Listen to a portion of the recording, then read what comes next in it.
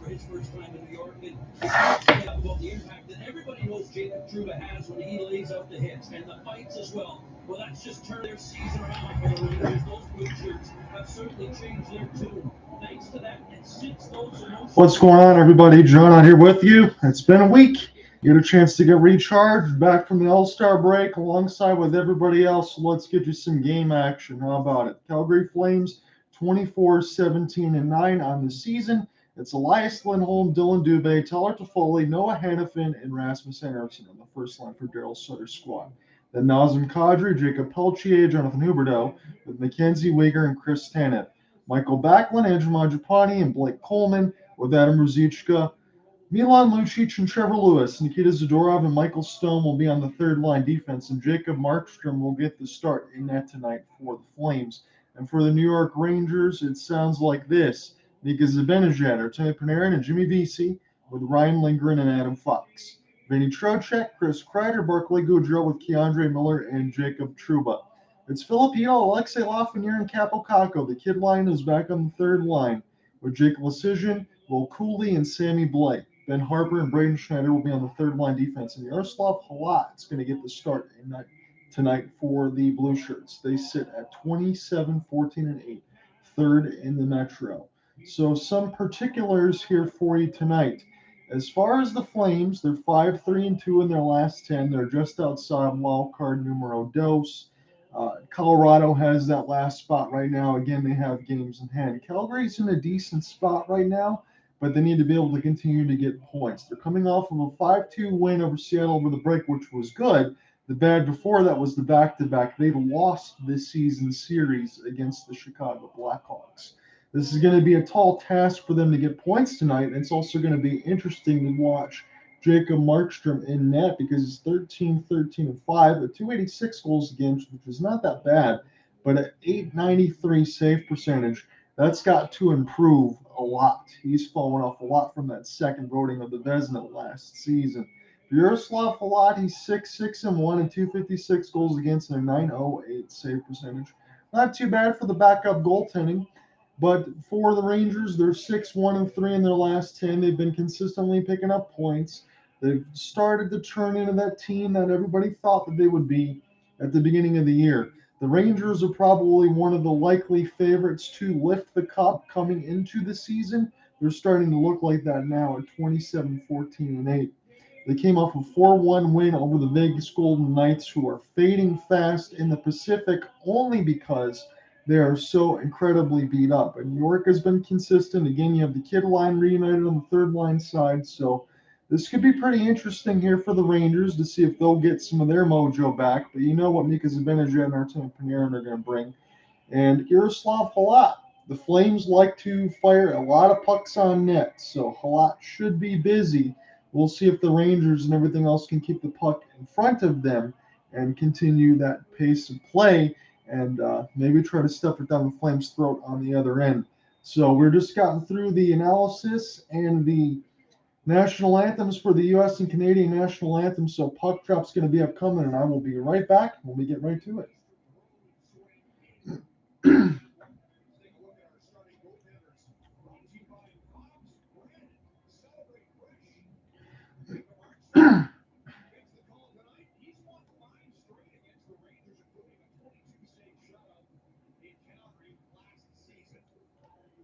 So it said Jacob Markstrom has won 5 straight against the Rangers, including a 22-save shutout the last time they've done that. Again, Lot 6-6-1, 256, 908.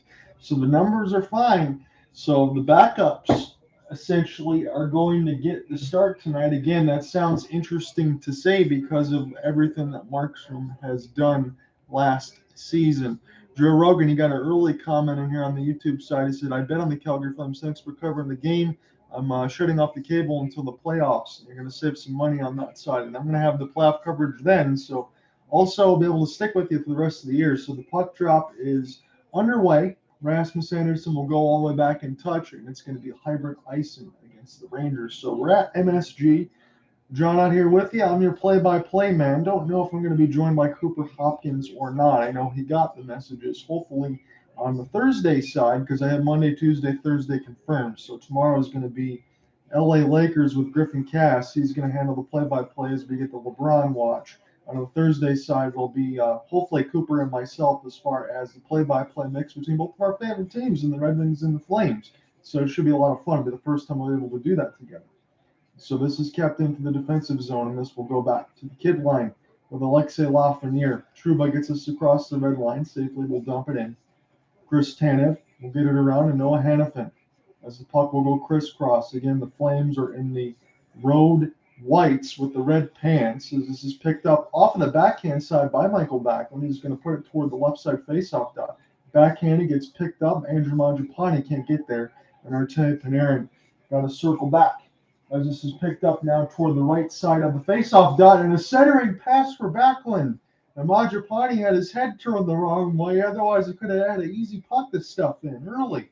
So this is picked up across the right faceoff dot again off the chip in. And the blue shirts will try to get this one back down across the red line, but it's intercepted nicely. Here's Rasmus Andersson. He's going to take his time as some of his defensive partners and forwards will get that change. This gets across the red line now. Calgary looking pretty good with their early puck movement. Peltier tried to play it to Kadri, and Kadri got shouldered off the puck. He took a big hit there. Picked up now in between Capo Caco. Alexei Lafreniere will get this all the way down as this goes back now to Michael Stone. Rasmus Andersson, good outstretched pass. Open toward the left wing side is one of the Flames, and Peltier. It's worked off the puck. It's going to be a race for it toward the left side of the red line. One of the Flames goes down. It's Alexei Lafreniere. He sticks with the puck toward the right side of the post. Jacob Markstrom going to hold on as Zadorov got somebody in headlock. And 18:06, we get a stoppage. No shots on goal just yet. So this was a chance for Coleman. He played it to the right side of the red line. They're going to show the Backlund play to Mangiapane. That just went wide across the blue paint as the Flames had an early opportunity to get a goal there. They didn't show the replay, though, of Nazem Kadri got absolutely bodied after a Peltier pass. So they're showing Huberdeau right now on the Sportsnet feed. That's what I got right now. 2 goals in the last 4 games. As this picked up off the defensive zone draw here by the Flames and put all the way down the ice. Lucic trying to chop at it. I think this is played with an offside. So this is going to go to the Rangers as it's still live, and Keandre Miller gets it all the way down. Jacob Markstrom. This took a funny bounce in between the boards, but this is settled back down now by the Flames. Now a shot in through the point gets deflected as this is picked up now by the Flames. And I'm going to get Cooper Hopkins in here in a minute once we get a stoppage. 17:30 left to go in the first as this gets flipped back down the ice. We'll see if I can do this right now. This is a chance now for the Rangers to go ahead and play this in their own end. Gets chipped out ahead as Chytil was able to elude the man there for the Flames. Now it's Chris Tanev. We'll flip it down across the red line. Lindholm gets stick lifted nicely. Good defense there by the kid line and Filip as this is played in between the legs. And now this will go to the Flames. But this is picked up across the red line. Chytil gets around a body check, falls down. And this is picked up now by the Flames in their own end. But they got Lafreniere right in front of their face, 2 blue shirts. As Chris Tanev plays this to an open wing to Mackenzie Weegar. Weegar's going to have to peel back. He tries to backhand a pass, and this gets picked up by Toffoli. Toffoli leaves us across the blue line now for Tanev. Tanev will hold. He's going to skate in now to the red line. He'll gain the injury. And it cleared all the way down as it touches the stick of Halak. And now this is picked up by the blue shirts as they'll just rattle this around the embankment. Here's a chance now for Barclay Goodrow off the pass. Nice backhand setup. Try to give and go there to Goodrow toward the left side of the red line. And a nice collision there. Blake Coleman pries the puck loose. Picked up now toward the left side of the red line. Here's a chance now for Backlund. Now Coleman toward the right wing side, but the shot gets fluttered toward Mangiapane toward the left side wall. And now the Rangers will collect with Barclay Goodrow. Play this off the backhand as this touches the stick of Jacob Markstrom. Again, it's Markstrom and Halak in goal tonight, both in the backups. Getting a chance to start as we're still 15-50. Love to go in the first. Just 1 shot for the Rangers, nothing yet for Calgary. Calgary had some early puck possession, but nobody's been able to get a foothold just yet. Tanev's pass gets picked off by Mika Zibanejad. This is played in between the referee, and now this goes toward the Flames. This is a nice open space. Kadri will settle it down. We'll shoot it right in the breadbasket of Halak, and we'll get a stoppage at 15:35. Welcome, Cooper. How are you doing, my friend? Good to hear your voice, John. It's been too long, buddy. It's been a little bit of a great for everyone, including the players, but also you and me. And, man, I'm glad that you chose to do the blue shirts and the Flames. I feel like, you know what, John? I'm going to date myself right here. I feel like I'm looking at Blades of Steel from the NES. This is a fantastic game. I love it. Colorful. The reds and the yellows, the blues and the reds and the Rangers. Keep it going with the play-by-play, my friend. You're doing a great job. We'll have lots to talk about here. I'm keeping my eye on Chris Tanev, who's back from injury. So Mika Zibanejad wins the draw as this goes down to Keandre Miller. He'll just play this as this gets dumped in deep, and now Jacob Markstrom has to make the pass across, but again, it gets picked off toward the right side boards. And Zibanejad will just rattle this around. It's a battle for the puck near the left side of the faceoff dot, and now it's picked up by the blue shirts. Played off the backhand. Panarin settled it down and said, look for a cross pass for Trouba, who was cutting in, and that one went wide. As the Flames can't get it out of their own end, it's a chance for Jimmy Vesey off the back pass, looking for a deflection, and that one got brushed aside. And now Tanev will try to get it around the inboards. Now Milan Lucic will play a nice backhand pass as this hits Trevor Lewis. Trevor Lewis, long shot, solved by Halak. 14:49 in the first. It's 2-1 in favor of the Flames. No score just yet. Well, John, I'm really interested to hear what you think of his first 5 minutes. I was able to jump in about 2 minutes into the first period here, and I've seen a couple of turnovers from the Flames that luckily have not resulted in anything extremely dangerous, but the Rangers seem to have some jump tonight. And on the Flames side, I'm looking at Jacob Pelche, who's back in the lineup. Mm-hmm. He's on the second line for the Flames, and he could do some damage this evening. So I think we got a good matchup on our hands, buddy. Yeah, I'm really interested to see how Jacob Pelche is going to fit in there with Kadri and Huberdeau as the shot gets blocked all the way back down the ice. So I'm going to keep my eyes on that as well. It's been a while for all of us with the All-Star break. It's been a week for me since doing a game. So I'm just really happy to get back in and start covering some more stuff as this is picked up now, and the Flames will have it in the offensive end. Off the backhand, blue shirts will try to get this out of the defensive end. They'll play a nice pass. Here's a chance for Chytil. It's got off in here on the doorstep. It doesn't matter. Chytil scores off the wrist shot, and the Rangers are out in front. Boy, even as a Flames fan, John, I can't be too mad at that one. That was so pretty. What a fantastic pass off the boards. Perfect draw weights, Derek Wills likes to say, to Chytil. He comes up the right wing, and he does it himself. That's what we've said we wanted to see from Jonathan Huberdeau all year long. You know what? That takes confidence, and that is a goal scorer's goal right there. Forehand on the blocker side. It's 1-0 New York. I know we can't go back to it too many times, Cooper. I always punch this button. You remember when we watched the Lightning and the Rangers in the playoffs? That was a beautiful goal off the inboards, and Chytil, with all kinds of confidence, lets the wrist shot go. He's got 4 goals in 5 games. So the kid line already strikes first on the third line side. So the Rangers take the lead at MSG. It's 5:37 left to go in the first. Toffoli off the backhand. Try to get picked up by Rasmus Andersson. The puck is just bouncing all over toward the right dot and flip back down the ice. Well, this will find Noah Hannafin. Picked up now, Rasmus Andersson. Andersson's going to gain that red line and dump it in. As this takes a bounce, I think, out of play. 13:55 in the first. We're going to go to a media stoppage. Yeah, John, one thing that we can note here as we see that replay, I mean, listen, that is a fantastic wrist shot right there for Chytil. And again, 1-0 Rangers here early. But something I like to see is that the Flames' first line was on right there just for a little bit. They had about a 20-second shift there after the goal was scored, and they had some pushback.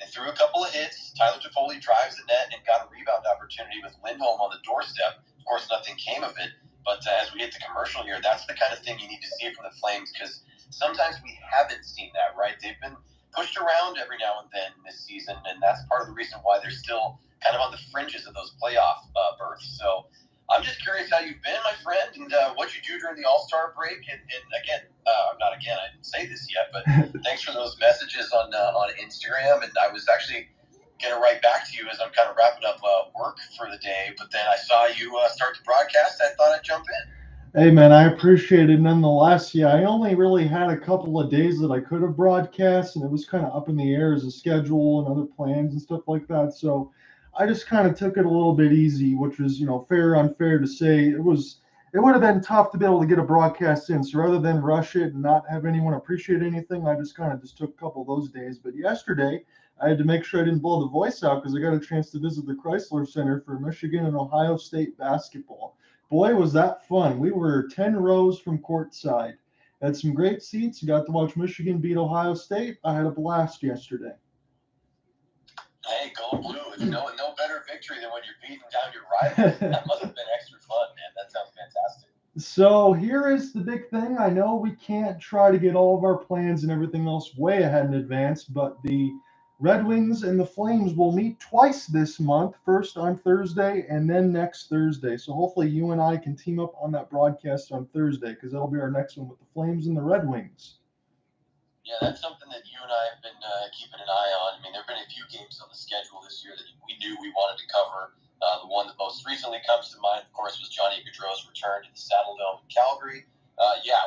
Knowing that you're out in Michigan and that I'm, of course, I'm here in Los Angeles, but the heart is in Calgary. We definitely have to cover some Wings and Flames hockey. All right, sounds cool. So that'll probably be the next time that we'll meet up on the Thursday side. And I'll have Cooper Pro if he wants to break in the second period or whenever we get a break, if he wants to do some play-by-play. So we had a momentary red screen on the Sportsnet side, but everything is back now and picked up now by the Flames in their own end. That's the feed that I got right now for the Sportsnet side. I know MSG is also available as well. So 13:25 left to go in the first. It's a 1-0 lead for the New York Rangers, courtesy of Filip. As this is picked up now between the players' bench by the Flames, they'll settle it down as Chris Tanev will crisscross to the defensive partner. Flames try to bank this one to Mikael Backlund. Coleman has to kind of overskate this thing. Would have been a difficult pass nonetheless, as Will Cooley, the fourth line for a Gerard Gallant squad, is also out there. And picked up now, Schneider kind of blows a tire. This is going to be an opportunity here for the Flames to go ahead and get the puck near the left side of the red line. But the Rangers will collapse near the left side of the faceoff dot. There's all sorts of puck battle as Backlund got knocked down. Coleman gets tripped, and the Flames are going on the power play. Yeah, really good job on that shift right there by Mikael Backlund, who I always take the opportunity to mention that he is the longest tenured Flame. The Flames without an official captain. I think you could slot Mikael Backlund into that role. He set the example right there. And we also get a really good replay right there of Nazem Kadri, who just is fresh off the All-Star break. He's got a little jump as he literally jumped into one of the Rangers right along the glass, throwing a shoulder. So the Flames are going to have the first power play of the game. This could be a good opportunity for them to even things up here. Let's see if Mikael Backlund gets some, after he takes a breather, gets some offensive time on the man advantage because he looked good on that last shift. So Ben Harper is the one that's going in the sin bin of the 7:15 marker, 12:45 in the first. It's Gerard and Cooper Hopkins with you on play-by-play and color respectively, although I'm sure we're going to switch on that side. So the Rangers are at 81% penalty kill, which is exactly really where you want to be, around that 80 marker. And this is picked up now by Rasmus Andersson.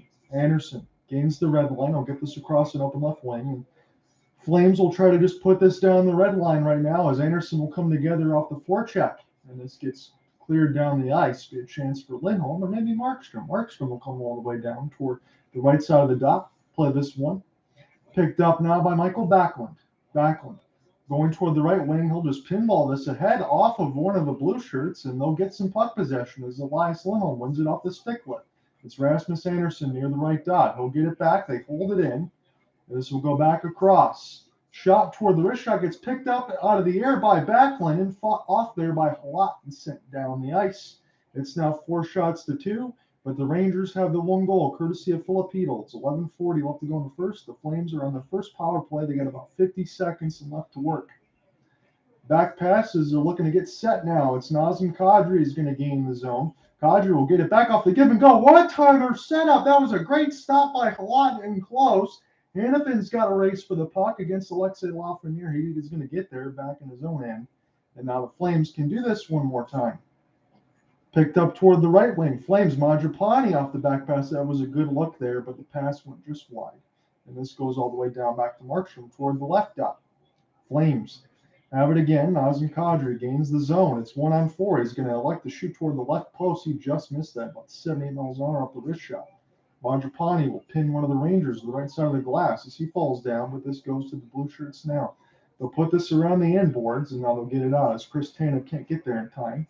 This will touch the stick of Markstrom and will effectively end the power play for the Flames. It's 5-2 now as we hit 10:40 in the first.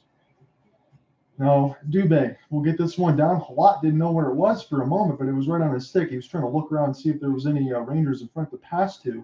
And now Panarin with a nice pass ahead, but he's getting battled by Ruzicka, but he can't win the battle. But a nice diving shot block, and a welcome back to Christopher Tanev. That's a great play there as he knocks it away off the 2-on-1.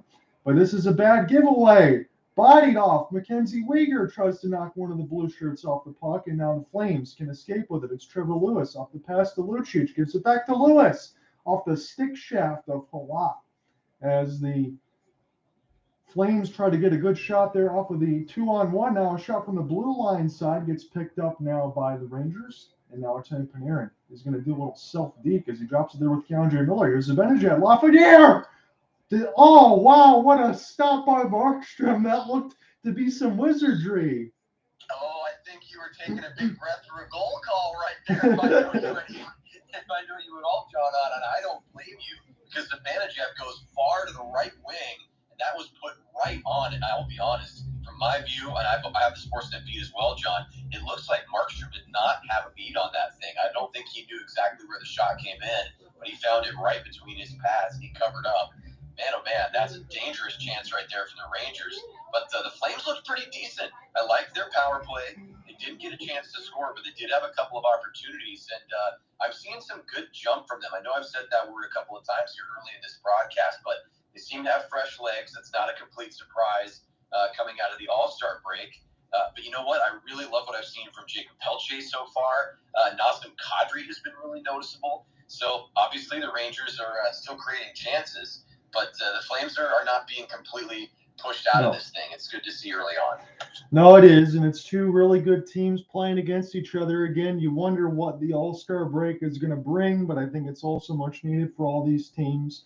And the one event that we can say, because again, I'm going to be honest with everybody, I did not watch much of the skills competition because I heard that there were some issues for everybody, but I did see the accuracy shooting competition in between Nazem Kadri and Connor McDavid, and that was pretty fun. As McDavid, I think, went 8 for 8, but he still lost in one of the rounds.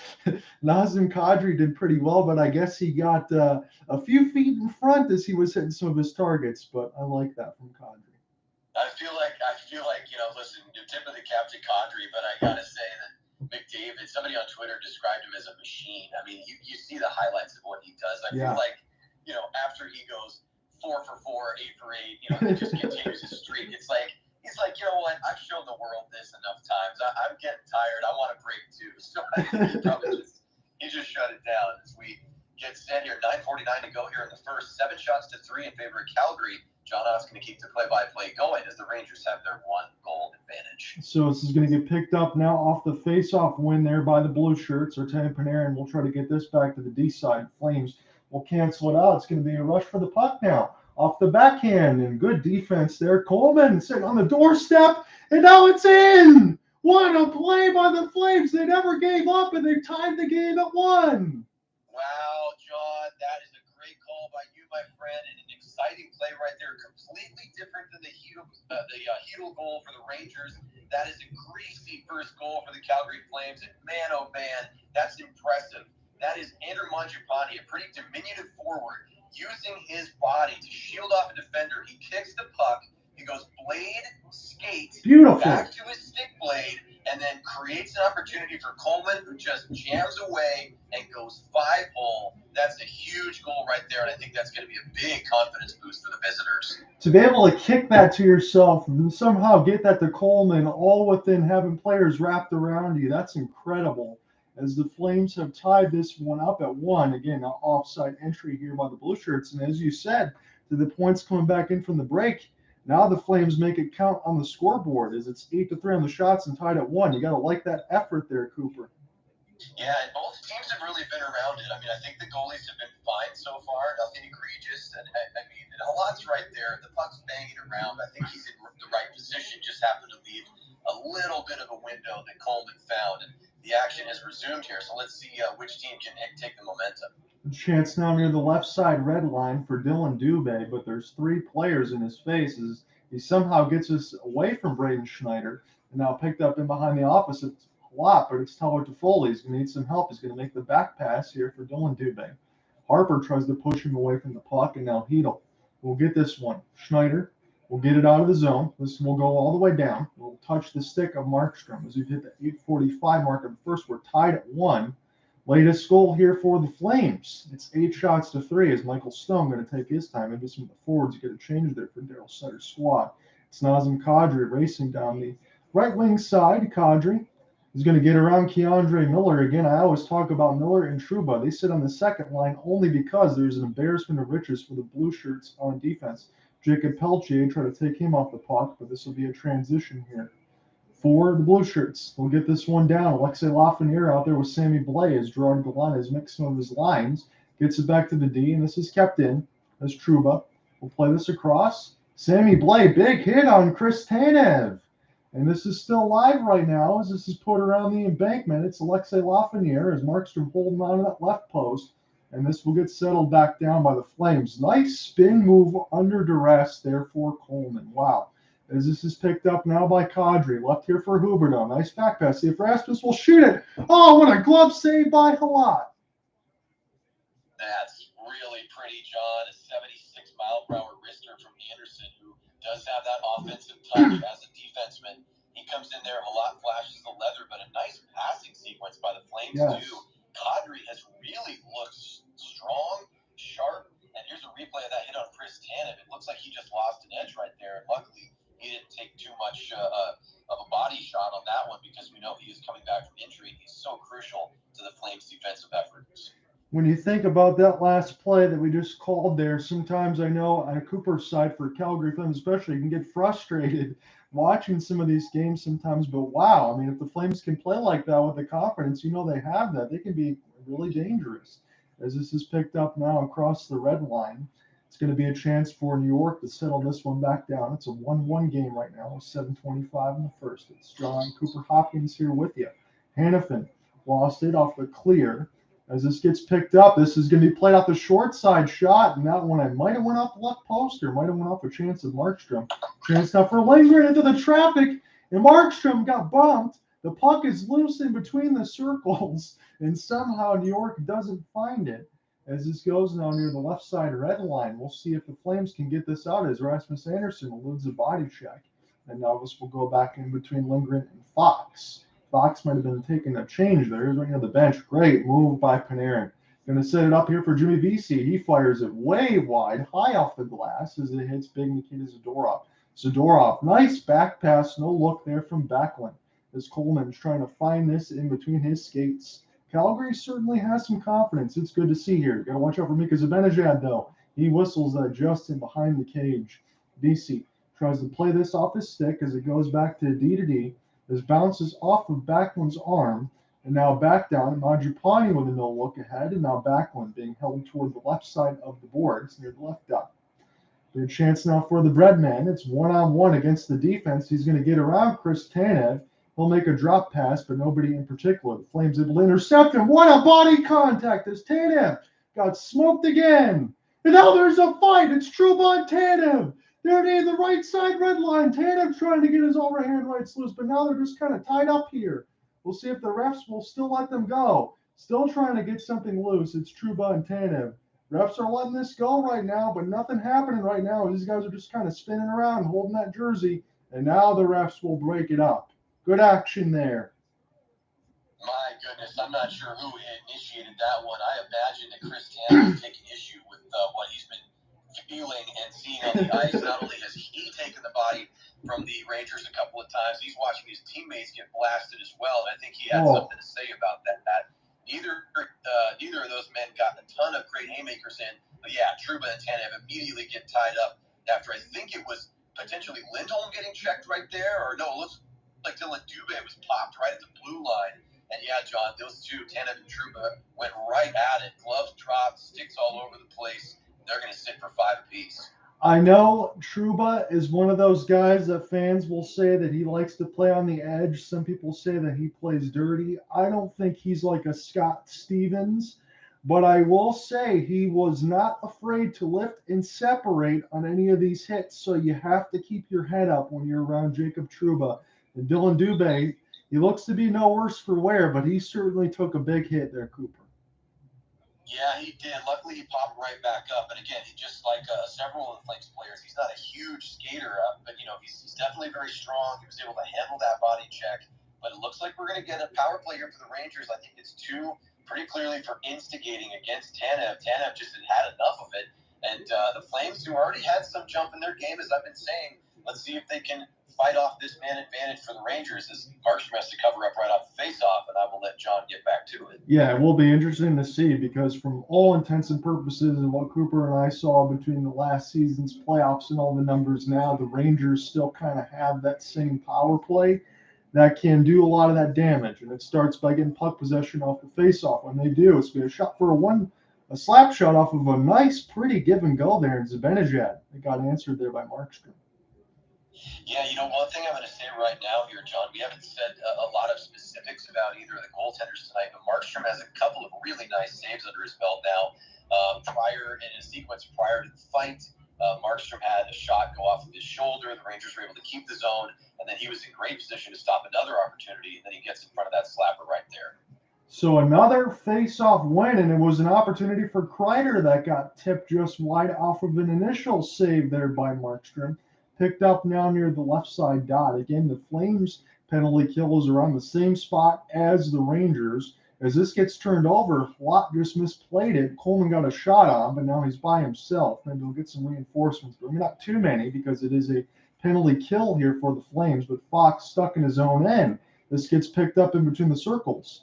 And now this will get bounced away from the netting with 5:18 in the first. Yeah, nice little break right there for the Flames, who did some good forechecking. I mean, listen, not only is Blake Coleman on the score sheet as the Calgary Flames' only goal scorer, he did a nice job right there of killing about 15 or 20 seconds of that power play for the Rangers just by being in the right place at the right time on a forecheck. So those are the kind of fundamental things that Darryl Sutter likes to see, and as a fan, that's what I love to see as well. And Sportsnet, they make it put my foot in my mouth, 2 for 21 on the power play for the Rangers in their last several games, but their numbers are still around 20%. So that's just a little bit of a slide, but that's not normally like them, as it's a minute left to go on the power play on the side for the Blue Shirts. It's a 1-1 game, 5 minutes left to go on the first. John on here with you with Cooper Hopkins between play-by-play and color respectively, although I'm sure we're going to switch around on that side. This is picked up. Oh, Zibanejad tried to find one of his teammates. I believe that was Kreider. He could have shot that one, and danger averted there for the Flames. Keandre Miller will get this one from Halak. Miller will take his time and circumvent ahead as Filip lost it. Backhanded pass. It was a no look, but it was intercepted. And now it's going to go back to the Flames in their own end. They'll just put this wide around the end boards. It's a 2-on-1, possibly for Majapati. Gets the pass across, and it was stopped by Halak. It was Dillon Dube on the shorthand, 2-on-1.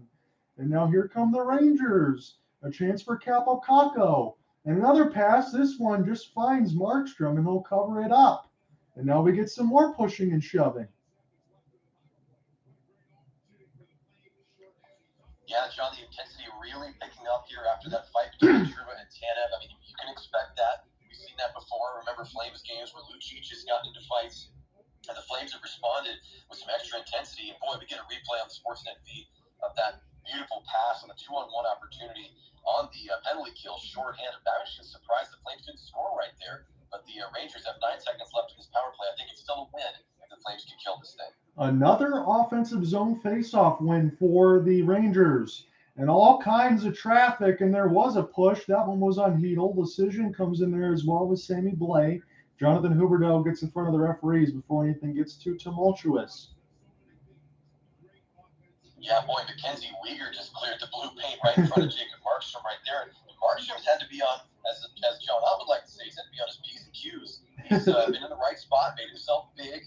He's found those shooting lanes, and he's covered up. Boy, he had to fight for that puck right at the top of the crease right there. And Mackenzie Weegar dumped that Rangers forward. Just 3 seconds to go here in the power play. He sure did. It's another win for the Rangers here. Shot in through the screen. It's toward the blue paint. Markstrom was down a couple of times. The last one was for Lindgren, but now the Flames have puck possession. try to get this one to the right side wall. No penalty called, as I think there might be one now. There is a hand in the air as Milan Lucic is a little bit upset, and now we get some more beating it toward the center circle. It's chaos.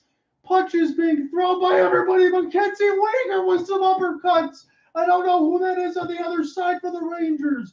Decision is being held. Kadri trying to get in there as well. Welcome to the fight night, Cooper Hopkins. Glad to be with you. This is absolutely bonkers, John. It's another classic John Hyde Cooper Hopkins hockey game. We're getting something that we've never seen before. I have never seen, even in his time in Florida, have I seen Mackenzie Weegar throw punches like that. Unbelievable as Milan Lucic draws a penalty. Now he's probably going to the box as well. We got Zadorov in the box. Tanev still sitting. 3 Rangers in the box, John. We got to sort this all out. This is a wild one, my friend. That Sammy Blais that got a little bit of the elbow there on Lucic. He took exception to that, and then they met at center ice. They squared off a few punches, and now we went to commercial break. Everybody exhale. It's still 1-1 with 3:44 in the first. My goodness. Oh, we had to go to commercial break. I think we got to give the official scores there in the box between the penalty boxes some time to jot all these notes down because there's so much happening.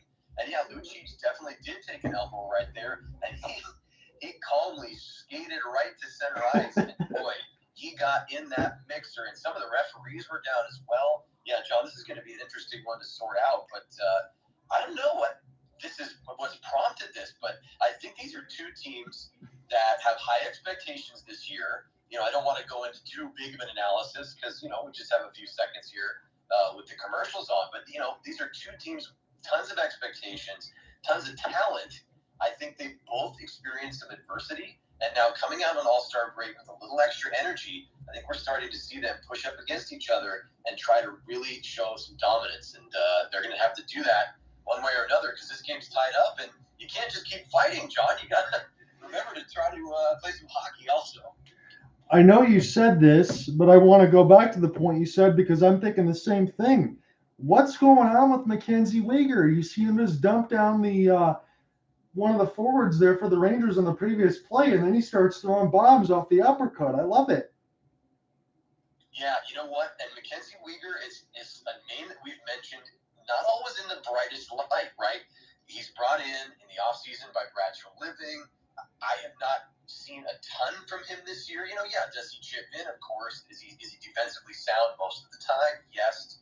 But I think Flames fans especially expect a little bit more. Give me a little more highlight reel action, whether it comes in the form of assists or goal-scoring opportunities, which he can create for himself and others. But man, oh man, I did not know he had that in him. He absolutely engaged and was throwing bombs. And that's a different Mackenzie Weegar. You know what? I'll take it. I'll take it all day long because that is what you got to do. And then we're getting the replay on the Sportsnet side. Oh, my goodness. And that is and the old 5-0 for the Rangers there. I still can't get the name plate. John, who is that for New York? I didn't. I think that was Will Cooley that was getting fed by Weegar. Correct. Yeah, yes. Just pulled up the roster there. You're right. And he took some hard shots. He did. And Lucic still had some other words. I wish I was a good lip reader. What I can tell you right now, Cooper, is the box is full of Rangers and Flames right now as the referees are still trying to sort all of this stuff out. Yeah, we have multiple referees on literally more than one headset. We have security officials in the box, NHL officials in the box that is full of Rangers hockey players. And now we're going to get another look at this. Let's see if we can go in the slow motion here. Yeah. Lucic takes up high. He takes a shoulder and an elbow right to the jaw. I'm surprised he didn't get concussed by that, John. That is a dirty play right there, my friend. I don't want to overstate it, but it looks like that was headhunting by the Rangers. That was Sammy Blais, too, and I really don't think he's one of those guys that do something like that. So we've seen a little out of character for Blais, for Weegar. I don't know what's prompted all of this stuff, Cooper, but from the All-Star break, it seems all systems go again for both of these teams. But as an innocent bystander and as a play-by-play man and everything else, I can tell you I love it, whether for better or for worse for some of you guys. I enjoy it myself. This is a great game so far. Yeah, and there are tons of hockey fans out there that say that this type of action is what's missing It's a little bit more of a classic Right. hockey game right here. The physicality, there's been no player shy about showing some extra physicality tonight. And I love we see Gerard, Gallant, Darryl Sutter. I think they're waiting just like us to find out exactly what the situation is here. I'm not sure if we're going to have a 4-on-4. We might even have the fairly rare 4-on-3. Now, Chris Tanev is skating out of the box. John, I don't have the feed turned up on my side. Could we have a misconduct by Tanev? I'm not sure what we're seeing. He might. There is some booing by the MSG crowd right now. They're just showing a crowd shot. And even for Darryl Sutter, who's always very diminutive, he's getting a little bit of, at least you see some head shakes and some face grimaces. So we're seeing a little more emotion from Darryl Sutter than we usually do, Cooper. That's true. And now we see Blais is now back on the bench for the Rangers. We have still multiple Rangers in the box. I'm not entirely sure, John. I've not ever been in a situation like this. And the referees, now we're into 5, 6, 7, 8 minutes now Yes. trying to sort this thing out. So I'm just going to tell everybody from what I see right now until we get the definitive call. The ESPN box has Sammy Blais, Zadorov, Cooley, Mackenzie Weegar, and Lucic all listed at a penalty at 16-16. But we don't have everything else sorted out at the moment. But that's just what we have. As you have Backlund and you have Zibanejad talking to the referees now. I still think this might take an extra couple minutes, Cooper. Yeah, and we see, Mika Zibanejad and Mikael Backlund are getting explanations from not one but two of the referees now. Looks like there's some confusion by Mikael Backlund. He's trying to get some clarifications. Zibanejad escaped away, and here's the call. So, Sammy Blais, they said legal check, so it's not going to be a misconduct. That was awfully close. But now we're getting the list of penalties, and I honestly can't keep up with them all. There's like hooking and fighting and fighting and fighting and more fighting. So we'll measure it all out right now as Darryl Sutter is now he's got a little bit of a smile and he's shaking his head. Milan Lucic can't believe what's going on, but once we actually get it on the box of the Sportsnet side, we'll relay it to you. But that hit, as you called it, Cooper, and I'm just trying to be as fair as possible. I mean, that was pretty close. That was borderline there for Sammy Blais. Yeah, it looks to me, and truly, I try to be a good Right. fan first, and a good broadcaster first. Blais looked to me like he was targeting the upper body, but not the chest or torso. It looked like he went shoulder to jaw of Milan Lucic and was raising up out of his skating stance. He went low to high, and Darryl Sutter's disbelief, I have to agree with him. That looked like a dirty call here, so it's actually going to be a power play for the Rangers, John. I'm seeing only 4 Flames on the ice. Yeah, and it's another face-off win here for the Blue Shirts. It's the 6th offensive zone face-off win. Set up off the tip for Zibanejad. It wasn't a full blast there. He's trying to get a deflection out in front, and Markstrom made a good save. As this goes all the way down, Halak almost lost it in between his skates. And now this will go to Adam Fox. So after all of that, it's a 2-minute power play here for the Rangers, but that was pretty fun. I don't think we're going to get anything as crazy as that, but again, there's still a long way to go. A lot of life left to breathe into this game as Adam Fox will get this now in between the circles. He's still patient with it as it's returned to Panarin. Panarin trying to gain the red line. He's going to leave this now for Barclay Goodrow. And now this will go back around to the inboards. Zadorov watched it bounce up in the air and out of play over Michael Stone. Yeah, this is another test here for the Calgary Flames. That puck did go up into the netting, so we have stoppage, as John pointed out. But yeah, big test right here after all of that melee and some real intensity by the Calgary Flames. Multiple players on their squad. They're going to have to settle in, really focus here as we get a replay on the Sportsnet side of Kreider just missing a setup on a slap pass. He was on the open side of the net and just missed it, so it stays 1-1. Did he almost get hit in the head by Hanifin? Question mark?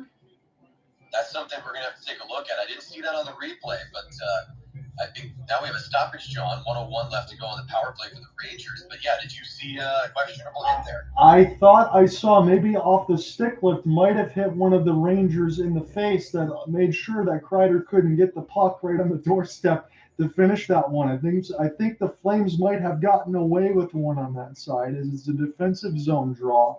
This is won by the Flames and cleared all the way down.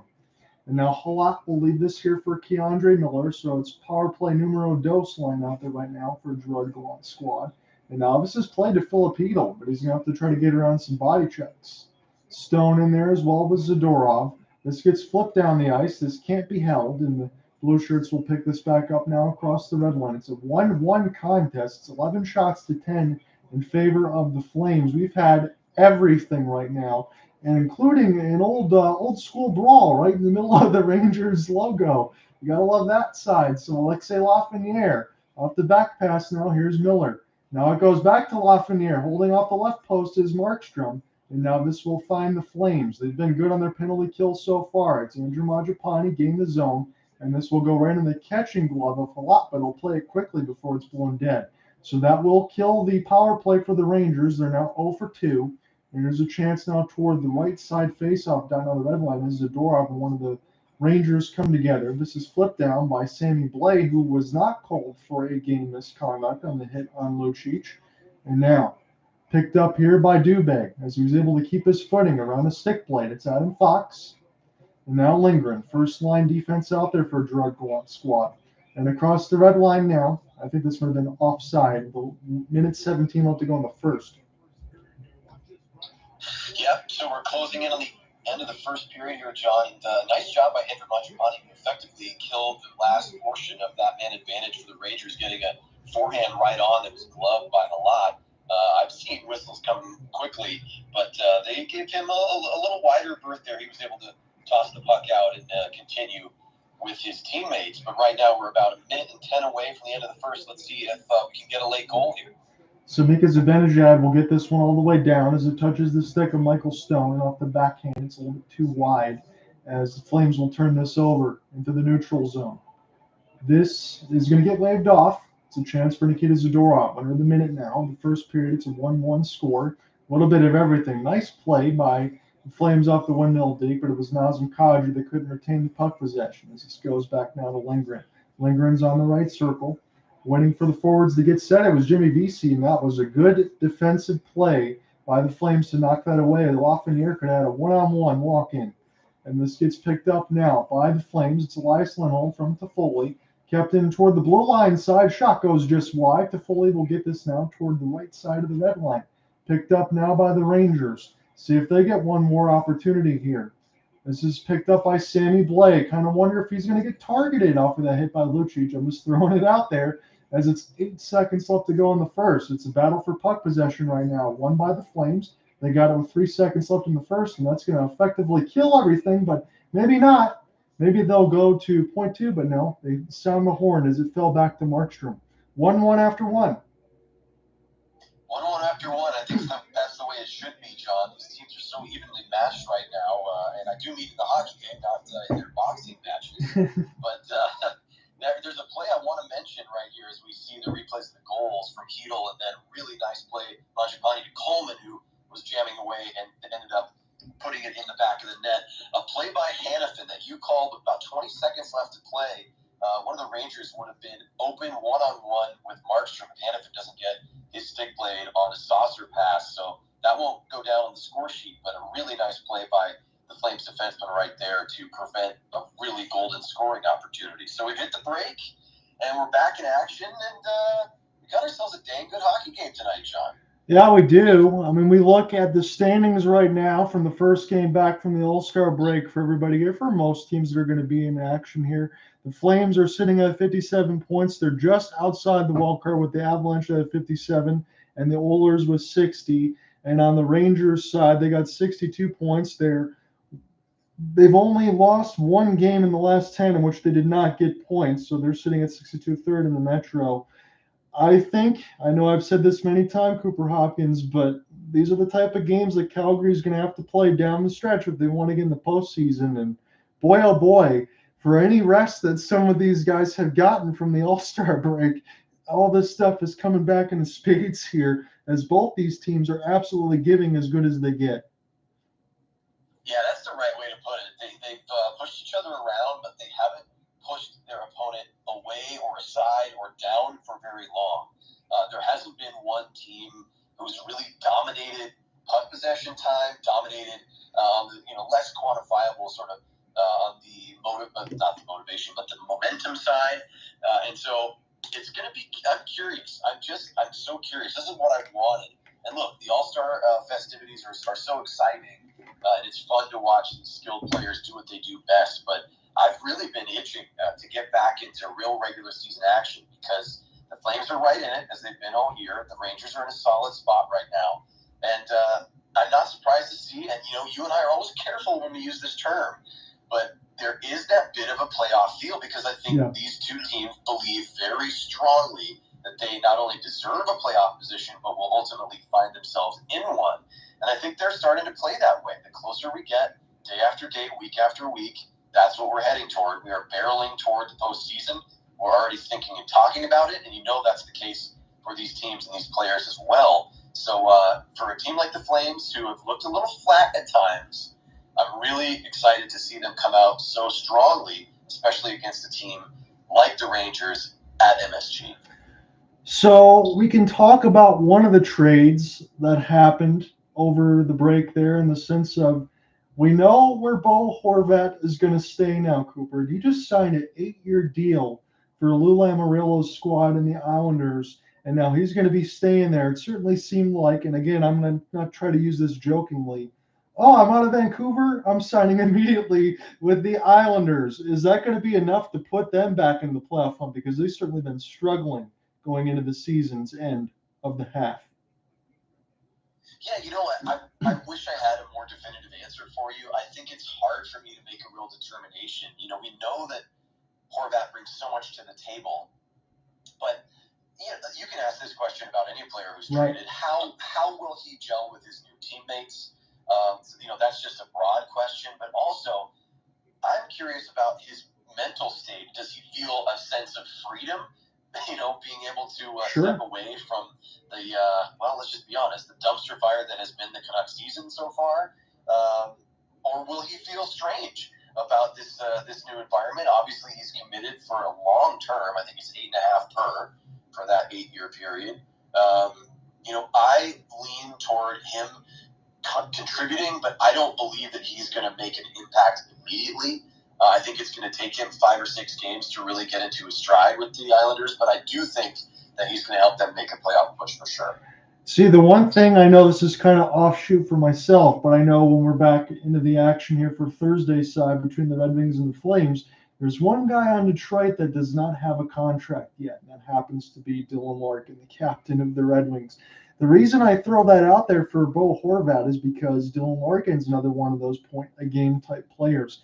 He wants a contract that's very close to $9-10 million, and people say that Horvat is the much better player than Larkin is. So I kind of wonder in the offshoots of my mind whether or not Horvat has set the market, because Steve Yzerman has a big decision to make, as this deadline is only going to be a few weeks away on that side. And again, for the Flames, there's going to be some things that we can talk about there too shortly. But I kind of wonder what's going to happen with Dylan Larkin, because Bertuzzi's been hurt all year. Larkin's been contributing. He had, 6 points in the All-Star game. He had 5 goals and an assist as Tkachuk took home the truck and everything else. He got the MVP. But it was nice to see, All-Star game or not, Dylan Larkin able to show up and have a great All-Star festivity and game, because when you got players around him, all of a sudden he becomes that much of a better player. So I kind of wonder if the market is going to be set on that front. Yeah, John, you and I are thinking the exact same thing. I mean, listen, Dylan Larkin used one of the biggest stages on the hockey calendar to showcase exactly what he brings to the table. And, look, yes, of course, we could diminish it by saying, is anybody playing real shutdown defense? No, of course not. Are the goalies really dialed in and looking to stone every shot that comes their way? Of course not. It's an exhibition. But Dylan Larkin is not a name that I fully expect. He was in the conversation he could have easily been given the MVP over Tkachuk. But, of course, Tkachuk playing with the Panthers now. I think, it made sense. And, of course, he's a bit more of a household name when it comes to professional hockey. Tkachuk is. So Dylan Larkin did everything that he possibly could do to put himself in a really strong position to get big numbers on a big contract. And, I will say, on a side note, as a Flames fan, I love their success. I root for the players as individuals, but it was a little bit tough to see Matthew Tkachuk and Johnny Gaudreau for the Central do such a fantastic job for their respective squads in the All-Star game. I mean, they looked like they always do. They looked like all-stars, and it was a tough reminder of what the Flames no longer have. So hey, all the more reason that I'm feeling positive right now that, with players like that, of that caliber, and in the Dylan Larkin caliber, players that are really showing their elite capabilities. The Flames have been missing those guys all year, and they will for the future. But the fact that they're able to play a game like they have been so far after one period against the Rangers, that's good news to me. So, again, I'm not understating this, Cooper Hopkins, but I just want to bring this out to the forefront. Right off the break, it's a good opportunity for Jacob Markstrom to play against the New York Rangers. Right now, he's got an .893 save percentage. Do you expect that to go up at all, or is Dan Vladar still going to be the numero uno here in goal? Well, you know what? Let me come in the side door. I'm going to answer that question kind of from a different angle. So we could do the basic comparison. Okay, Markstrom's in. Do you think he's the number one, or is Dan Vladar done enough to be the number one? I think Darryl Sutter and Brad Treliving. I think they both know, the coaching staffs know in Calgary what they have in Dan Vladar. I think they have basically determined at this point that Dan Vladar has the capabilities of a number one goaltender. I think what we're seeing tonight is Jacob Markstrom being shown confidence, having had a time to take a physical break, a mental break, along with his teammates, but specifically for him, getting to step away, step off the ice for a while, and come back in against one of the premier teams in the Eastern Conference, the New York Rangers. We know what they've done. We covered their games last year into the playoffs. We know how exciting they can be, how dynamic they can be. Chytil's goal, that shows you right there, streaking it off the wing with an absolutely lasered wrister for the Rangers' only goal. That's tough for any goalie to stop. But other than that, Markstrom has looked pretty good, and I think that's exactly what Darryl Sutter has wanted. And this is a classic move. You put in a goalie that has underperformed. You put them in a high expectation situation, saying, hey, we need a lot from you tonight. Everyone in front of you, skating in front of you, is going to give their all to give you some run support, as the saying goes. But we need you to give everything you have in the crease to keep that goal total down. He's done that so far after one. I'd love to see him keep it maybe to two. That's 2 total goals for the Rangers. Hopefully the Flames can put in 1 or 2 more. And I expect this to be a 1-goal victory for whoever does take the win. And I do think it'll happen in regulation. But Markstrom, his play so far, I think, is what Sutter and the coaching staff was hoping for, John, that he would find that form that has been missing throughout the year. Yeah, I've certainly seen it so far. So I know we've had some kind comments on the YouTube side. So the official Joe Rogan, he always leaves some comments on some of my feeds, and he wanted to ask, and I can ask you this because you're in the broadcast here with me. Sidney Crosby had some comments. He said that he wants to have the playoff format be seeded 1 through 8. Forget about some of the other division winners and things like that. It's the 8 best teams in each conference. He thinks that that's going to be the best way to reward these teams. Do you like that, or do you like the way it is right now? You know what? I actually agree with Sid. I do. I think that it reminds me of formats in some of the other major sports. It makes me think of March Madness, which is, kind of irrespective of where you are coming from in your conference, you're getting a seed, right? It's like, you might have won the Pac-12, right? Sure. Basketball, but you're still getting seeded. And I think that is fair. I like that Sid spoke up about that. I don't expect a change to be made, John. I'm curious what your thoughts are, if you think that's even up for discussion, or if Gary Bettman and the powers that be are going to keep things the way they are. Because, listen, you and I both can attest to the fact that we've gotten some fantastic playoff series over the past several years. We finally got a Battle of Alberta. We watched the Lightning take on the Rangers, and after the Rangers looked so good, the Lightning turned right around and do what they always do and dominated that series. But you know what? We could go down the list. So I'm curious. I'm going to throw it back to you. Sure. Do you not only like what Sid said, but do you think that it's even up for discussion?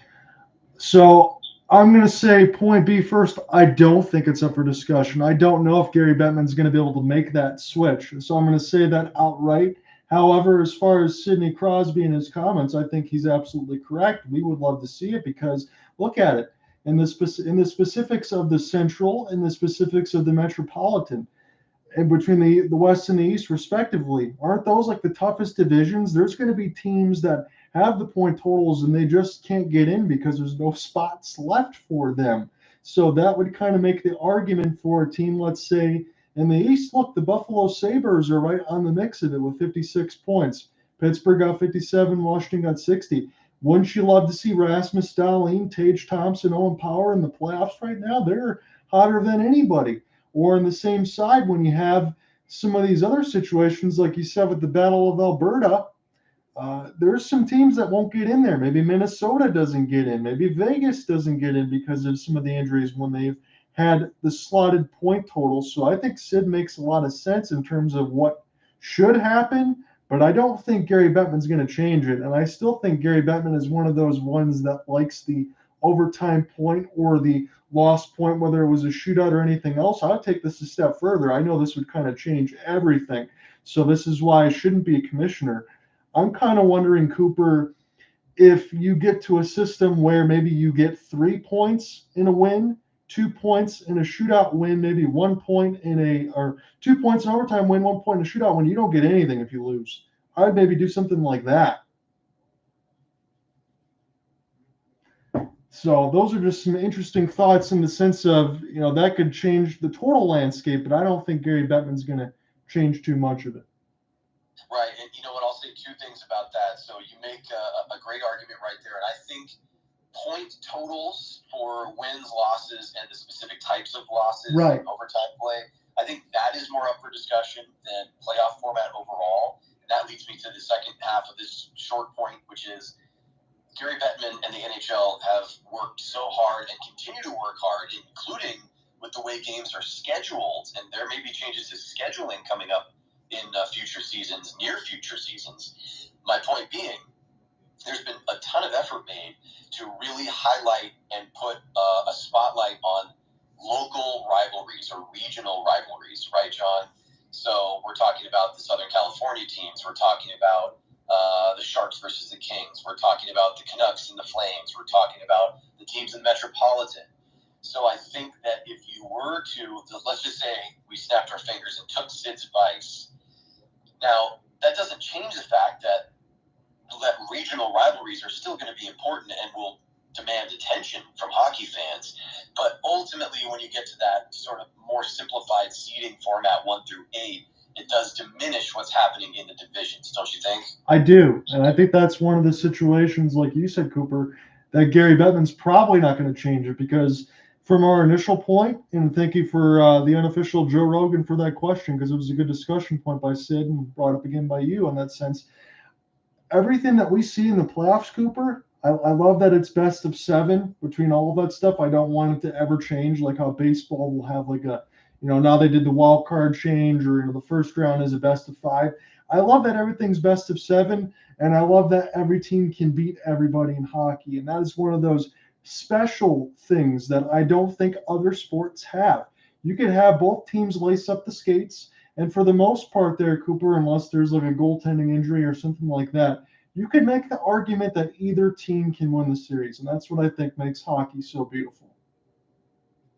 Yeah, you get no argument from me, and no, I agree with you. I mean, I think that I can understand why Major League Baseball, in the example that you gave, made the decision to switch the length of series, and that's been the case now for a number of years. And it still works. It still creates exciting playoff baseball, but there's something really special, almost sacred, about that 7-game format for hockey. It gives a chance for the underdog team to really make a push. If you catch a hot goalie, and I always go back to the Jake Ottinger example, yes. We saw how close Dallas was to taking out the Flames last year. Those are the things that we love to see as hockey fans, and for the fans that are on the fringe that maybe don't pay attention to the regular season battles and do tune in for the Stanley Cup playoffs. It's fun. It's fun to see a top-seeded team go down. It's fun to see a President's Trophy winner get upset. And when you have 7-game series, that is more likely to happen. And then when you have really dominant teams, we think of the Lightning teams, we think of the Avs from last year.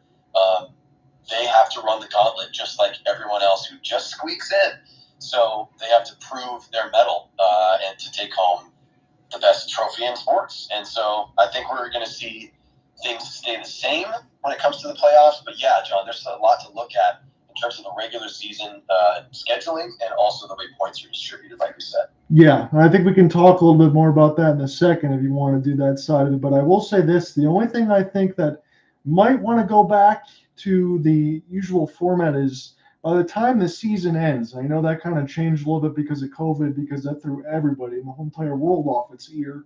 But the season ending at the same time the NBA Finals ends, I don't think that these two sports should be sharing that same spotlight because we know who's going to win on the other side of that. And again, that's not just me saying that as a hockey fan. Do you want to take this second period here, Cooper, and call the play-by-play? You know what, John? I honestly will let you continue to take the action if you don't mind, because unfortunately I may have to step away from the broadcast after the end of the second. Okay. So I'll let you we'll keep the consistency with you on the call, and I'll add some thoughts when we have a break. All right. So if that ends up happening, we're probably going to check back in on the Thursday side between the Flames and the Red Wings, and they're going to meet up on both next Thursdays as this penalty box continues to be pretty full after some of the highlights that we've had in that first period. Again, there was a full-scale brawl in the middle of center ice, and we don't say that lightly. So Elias Lindholm going to get set here to take the draw for the Flames, and they win it clean. So it is a 1-1 game. It's 12 shots to 10, so the shot totals have been a little low, but the action has been right on top of us the whole way through. Toffoli's shot goes high off the end glass, and this is an opportunity now for Dillon Dube. He gets stick lifted away from the puck, and Ryan Lindgren. That was a good backhanded pass there by the Rangers. You see some skill by both of these teams right now. I think this is just a late offside hand. Yes, it is. And this is picked up now by the Flames, and they're going to go right to left in this period with the white shirts and the red pants. And the blue shirts at home are the New York Rangers that are at MSG. And like I always say, it's one of the only venues that still have, a non-corporate name, so we love to have that side of it, MSG. So this is flipped down here by the Rangers, stayed on side, and now picked in toward the right side red line. Michael Stone come together. So we'll take a fortuitous bounce. This will go right to the Flames, but now back into the red line here for the Rangers. Play toward an open left wing side and dump down the red line. And now the Flames will do the same again, as they'll just pick it back up in that same spot. Jonathan Huberdeau tries to play a back pass to Mikael Backlund, and now Mangiapane will try to center this one out. Try to pick it up now is Huberdeau. Mangiapane will collect. He's going to find Backlund, but he can't get a stick on it. This gets kept in by Zadorov. It's Mangiapane near the right side red line. Mangiapane with another half pirouette. He'll play it off the backhand. It goes to Mikael Backlund now. Now off the forehand, it goes D to D. Stone going to let it go through the traffic. It's loose. I think the first one went off a lot. It's centered to Backlund. And now the Flames will get puck position again as Jonathan Huberdeau trying to use a big body to keep the puck. But the Rangers will get this one down. They'll try to gain the offensive zone entry, but good back check there by the Flames. Here's a chance now for Jonathan Huberdeau. Off of the L2 back skate. Now it's Peltier with a long outstretched pass, and this could be an opportunity here for the Rangers. It's Chytil. He scored the first. He scored the second. Chytil gives the Rangers the lead. Chytil is heating up, John. He made that one look easy. He was streaking right through center, and he puts that one through the wickets of Jacob Markstrom. A rough way to start the period for the Flames. They'd actually looked quite good, had some possession right there, and just a flubbed pass leads to a turnover, and Markstrom can't close the 5-hole. Number 72 in blue makes it 2-1 New York Rangers. What a start of this second for New York. Yes, it is. And Nazem Kadri, again, it was either a flub on the pass or he just ran out of gas there as he's a little bit upset with himself on the bench. But again, a player like him, he'll be able to get that one right back. But it's 2-1 now. Chytil's got both of the goals here for the Rangers. So that kid line They always talk about it now in their second season. They've done the damage. It's been a good contest. It's 18th of the season at the 2:02 marker. It was unassisted off the Kadri giveaway. So now it's going to be Markstrom playing this one. This will bounce. This will be a chance for the Rangers, but this gets blocked near the right side dot as Mackenzie Weegar will try to flip this one ahead. Flames will try to just reset here as this is dumped now near the left side red line. Harper gets crunched, and this is picked up here by the Flames as Milan Lucic trying to keep a body. His players are just coming together near the left side of the red line. There's a chance as Lucic will just watch this one go off the embankment. Zadorov will back off, and now this will be an opportunity for the Rangers off the outstretched pass. Good stick by the Flames, and they'll get possession into the defensive end and now try to make the transition to the offense. But this will go back to Toffoli. He'll play it here for Zadorov. Will go crisscross with his partner. It's a 2-1 lead now for the Rangers. 16:50 left to go in the second. John on here with you with Cooper Hopkins between play-by-play and color, respectively. Here's a chance for Rasmus Andersson. Now Hanifin looking for the short side. And he had the heat on it, but he missed it wide.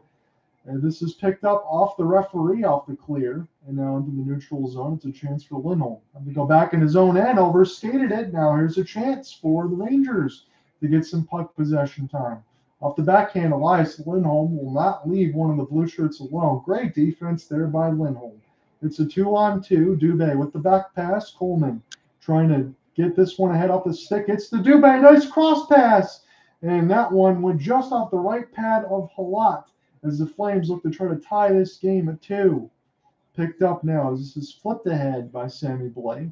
And this will find Chris Tanev. Again, Chris Tanev missed the last few games, and now he's taking some hits. He got involved in a fight. Welcome back to Chris Tanev, as I said that. And now this is a backhand pass for Coleman. This goes to Mangiapane off the forehand, and he flobs off of the pass. This will give the opportunity here for the Rangers to go left to right in this second stanza. They're just taking the lead. Barclay Goodrow trying to find this in between Chris Kreider, but this will find Mikael Backlund. Backlund, he took a heavy hit near the left side of the red line, and now the Flames have a chance. It's Coleman. He tried to get a wrist shot back. He collected it himself and shot it again off the second effort, but Halak held it in the breadbasket. Wow, an interesting second period so far here for the Flames, John. They've looked really crisp in certain moments and then just have kind of fumbled all over themselves in some others. A couple of bad plays. One, of course, was the Kadri turnover that led to the Chytil breakaway goal. And then Markstrom, he was a little frustrated, but Lindholm helped him out by playing great back-check defense in his own end and basically trapping the Rangers. Now we see that Backlund shot, John, that actually rang off the outside of the post. So the Flames were about 6 inches away from tying it, but they did not. Still 2-1 Rangers with 15:20 to go in the second.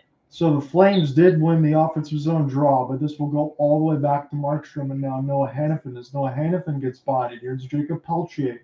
We'll gain that red line lead here for Jonathan Huberdeau. Good outstretched pass by Huberdeau, finds Rasmus Andersson in tight. This will touch a lot as he was holding near the right post. It's going to be a face-off upcoming for Calgary. Huberdeau looks to be a little bit stronger and more noticeable in the second period, John. I like what I've seen from him so far. He's been in some really good spots. And I feel like he's on the doorstep there as the puck gets sent in, and he's waiting for that rebound attempt. I like that he's crashing net right there, and if Halak doesn't keep that thing from rattling around, it might be 2-2.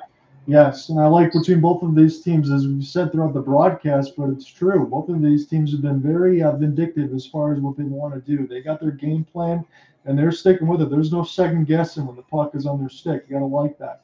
So this gets taken away from Markstrom, but the Flames will try to get this ahead as Dillon Dube. Nice stick ahead, and this is picked up now by the Flames. This is back in behind the net now, all the way around the horn for Elias Lindholm. As this go D-to-D, Weegar gets the pass across. This gets picked up near the right dot. It's Dillon Dube. Cross pass here for Lindholm. And he tried to go back to Dube. That one went just wide. Toffoli jamming away. And now the Blue Shirts will pick it up with Jimmy Vesey on the first line for Gerard Gallant squad. He's been promoted a little bit with some of the other injuries that the Rangers may or may not be dealing with, or Chris Kreider not having the same type of numbers that he had last season. So Zibanejad's used to playing with some younger players on his line. Trevor Lewis. This goes to short side off the left side of the pad of Jaroslav Halak, and Zadorov fired it wide, but this is kept in. Michael Stone Into the deflection, it's loose across the blue paint, but there was no Flames jersey in sight. And now it's an opportunity off of the 3-on-2. Here come the Rangers, and they fire it off the right side boards. Alexei Lafreniere was trying to shoot the right post. He missed it all. John just getting a stoppage here with about 6 minutes and 20 seconds gone in the second. Are we getting a penalty coming up here? I'm not sure. Either way, we have a stoppage as the replay goes here, and we're heading to the break, so there must not be a penalty imminent, but Halak let that puck slide right underneath of him, and if the Flames had anyone in the area, it'd be 2-2, really close right there. So as it stands right now, we'll give you the scoring reset because we did not do that in the first. It was Filip at 5:37 from Kaapo Kakko and Adam Fox. Blake Coleman tied it with a beautiful goal there. Andrew Mangiapane able to kick it back to himself, find Coleman after a nice effort between the pair. It was a 10:25 goal that tied it at 1-1. And then Filip got the lone goal so far in the second at 2:02, unassisted off of a Kadri giveaway. It's 17 out of 18 for Jaroslav Halak for a .944 save percentage. Both backup goaltenders right now are getting the start. Jacob Markstrom out of 11 for .818. So this has been a game that's had a little bit of everything. We've had some fighting. We've had some good goal scoring and skill. We've seen these teams be, again, very sharp about what they want to do. I think this is anyone's game at this point. And I would maybe even say this. I don't think the next goal is going to be definitive as far as who wins it. I think there's going to be a couple more here. So these teams better look out. Yeah, and you know what? Halak's going to have to continue to look out for slap shots from Michael Stone. Michael Stone has 4 significant slap shots in this game from the blue line that have all been in the mid-90s. I mean, he has an absolute cannon. And on that last one that resulted in the rebound that just sat on the doorstep, he sent that one in 94.6. And you know that Darryl Sutter basically lets him have the green light anytime he has room to shoot. So keep an eye on number 26 in white. So the unofficial Joe Rogan says, I live in Edmonton and I bet on the Flames. Don't tell my neighbors. It'll be something that Cooper Hopkins and I can laugh at. We understand the way that goes. According to some of our other productions and talking points in the first, he said he would like to see hockey kind of turn more into baseball and shorten some of these series. But I don't know. I can't agree with you on that side, but I can respect your opinion, my friend. I'll say that. Yeah, I mean, hey, we got to hear it from all sides, and we're getting action here again just in a moment. But, it's certainly a conversation that's going to continue to happen. The NHL is always looking for more excitement and more fans. So that's the icing here, 13:32 in the second. That gives us a chance just to say that, John and I, we agree. We like those classic 7-game series. But, there's always something to be said for short, sweet. There's a little more chaos when you shorten those series. So, who's to tell? Yeah, no, you're right about that. And the one thing that Cooper said, and he brought up in this comment section too, is if you're not making changes and you're not trying, you can let everything else get stagnant. So that's going to be something else that I also have to keep in the back of my mind. So it's a defensive zone draw, one here by the Flames. They'll gain the red line. It's an opportunity now for Mangiapane. Chytil also in there as well. He's got a couple of goals here for the Rangers. Again, he'd be the first star at this point without even having to try too much. You just look at the box score. As a stick gets lifted, Mangiapane has a little bit of a beef, but he's going to go back to the bench. Stick is sitting right in front of Plot. That could actually be a little bit unfair there for the Flames. It would take a bounce there, but they're just going to leave it there just in case to make the Flames struggle with it if they get in the offensive end. As this gets picked up now, Tanev will put this around. Kaapo Kakko tries to find it, and now it'll be Nazem Kadri. Kadri speeding it through the neutral zone, and again, there's that stick. It tripped over one of the Flames. How did that get all the way over there is the question off screen. Trocheck with the back pass, and now Tanev will play this in his own end. Very peculiar situation, but we always see this in the broadcast with Cooper Hopkins and myself. Picked up across the red line now, as this will go back to Tanev. It's Kadri. Kadri plays it nicely here to Huberdeau. Huberdeau going to take his time. We'll do a half pirouette, pull back. And now this will get picked up here by the Rangers. It'll be a loose puck pickup there by Stone. Stone will leave it now here for Mackenzie Weegar. As I'll pull my lines back up. This is a chance for Dillon Dube. Dube holding off the wrist shot and right in the catching glove of Halak. Great shot right there by Dillon Dube. I like that. Just do the simple things, get yourself to a shooting area and take the shot. Sometimes we haven't seen the Flames make those decisions, but, other than a couple of mistakes tonight, they've looked pretty good. They've been finding each other successfully. And that was Pelche who went down. I don't think he saw that stick, which had been knocked out of Mangiapane's hands about 60 seconds prior. I don't think he saw that under his skates. But good job right there by Dube to fire right on. The Flames battling for the puck in the ozone. They're going to lose it. John, take it away. So Mika Zibanejad, Noah Hannafin will battle for this right now as Lindholm comes together with VC. It's loose now here for Markstrom toward the left side post, but now picked up by the Flames. Tyler Toffoli play this ahead, but it's offside. It's just a couple strides. Yeah, that was a close one, but a clear offside right there. You know what I can say? I'm always trying to find positives when it comes to the Flames. I like their zone breakouts. They've looked pretty clean coming out of their own end through the neutral zone. And they've been not only finding space to skate, but they've been finding good passing lanes, and they've been coming through with speed. So hopefully that'll continue. They're going to need that if they want to tie this game up. Yes, they will. And right now the shot board's starting to look like how the Flames usually play in these games is 20 shots to 11, although they're down 2-1 on the scoreboard. But as Cooper said, Gallant's going to have to make sure that he's in tip-top shape here because he's going to get more shots right in his face, and we'll see if the Flames can get something definitive here and tie it up. So Artemi Panarin, Redman's got it now. Leave it here for Adam Fox, a plus 28 on the season. That one gets tipped. That was a good save there by Markstrom as he had to fight off an unconventional one off the left pad as they're showing some ice time between Hannafin and Adam Fox right now. Hannafin got 11:55 as this is entered now from a pass for Zibanejad off the give and go, and now Panarin has it as Lindholm fights him off the puck, but it's a chance now for VC. Off the backhand, still trying to keep this alive. Nice skate ahead. Able to buy some space now between the circles off the backhand. And that was stopped by Markstrom. John, Jacob Markstrom just made basically back-to-back his two best saves of the season. Adam Fox put one on that was just kicked out by the right toe of the big Swedish goaltender. And then the Flames let one of the Rangers walk right in. That was a Zibanejad tip, but about chest height, he put that one on. Markstrom kicks that one out with the right skate, and then walking in on the backhand, Markstrom with traffic all around him, goes down full spread eagle, he finds it in the trapper. That was a beautiful play by number 25 in net for Calgary. Still dangerous right now is Braden Schneider. Schneider trying to get the puck again after another face-off win here for the Rangers. That's the only spot where the Flames haven't been too sharp between their own offensive or defensive end. As this is picked up now near the left side red line, it's a chance for Harper to try to get this out here for the Blue Shirts. Lecision also in there as well, but this is won by the Flames and Adam Ruzicka.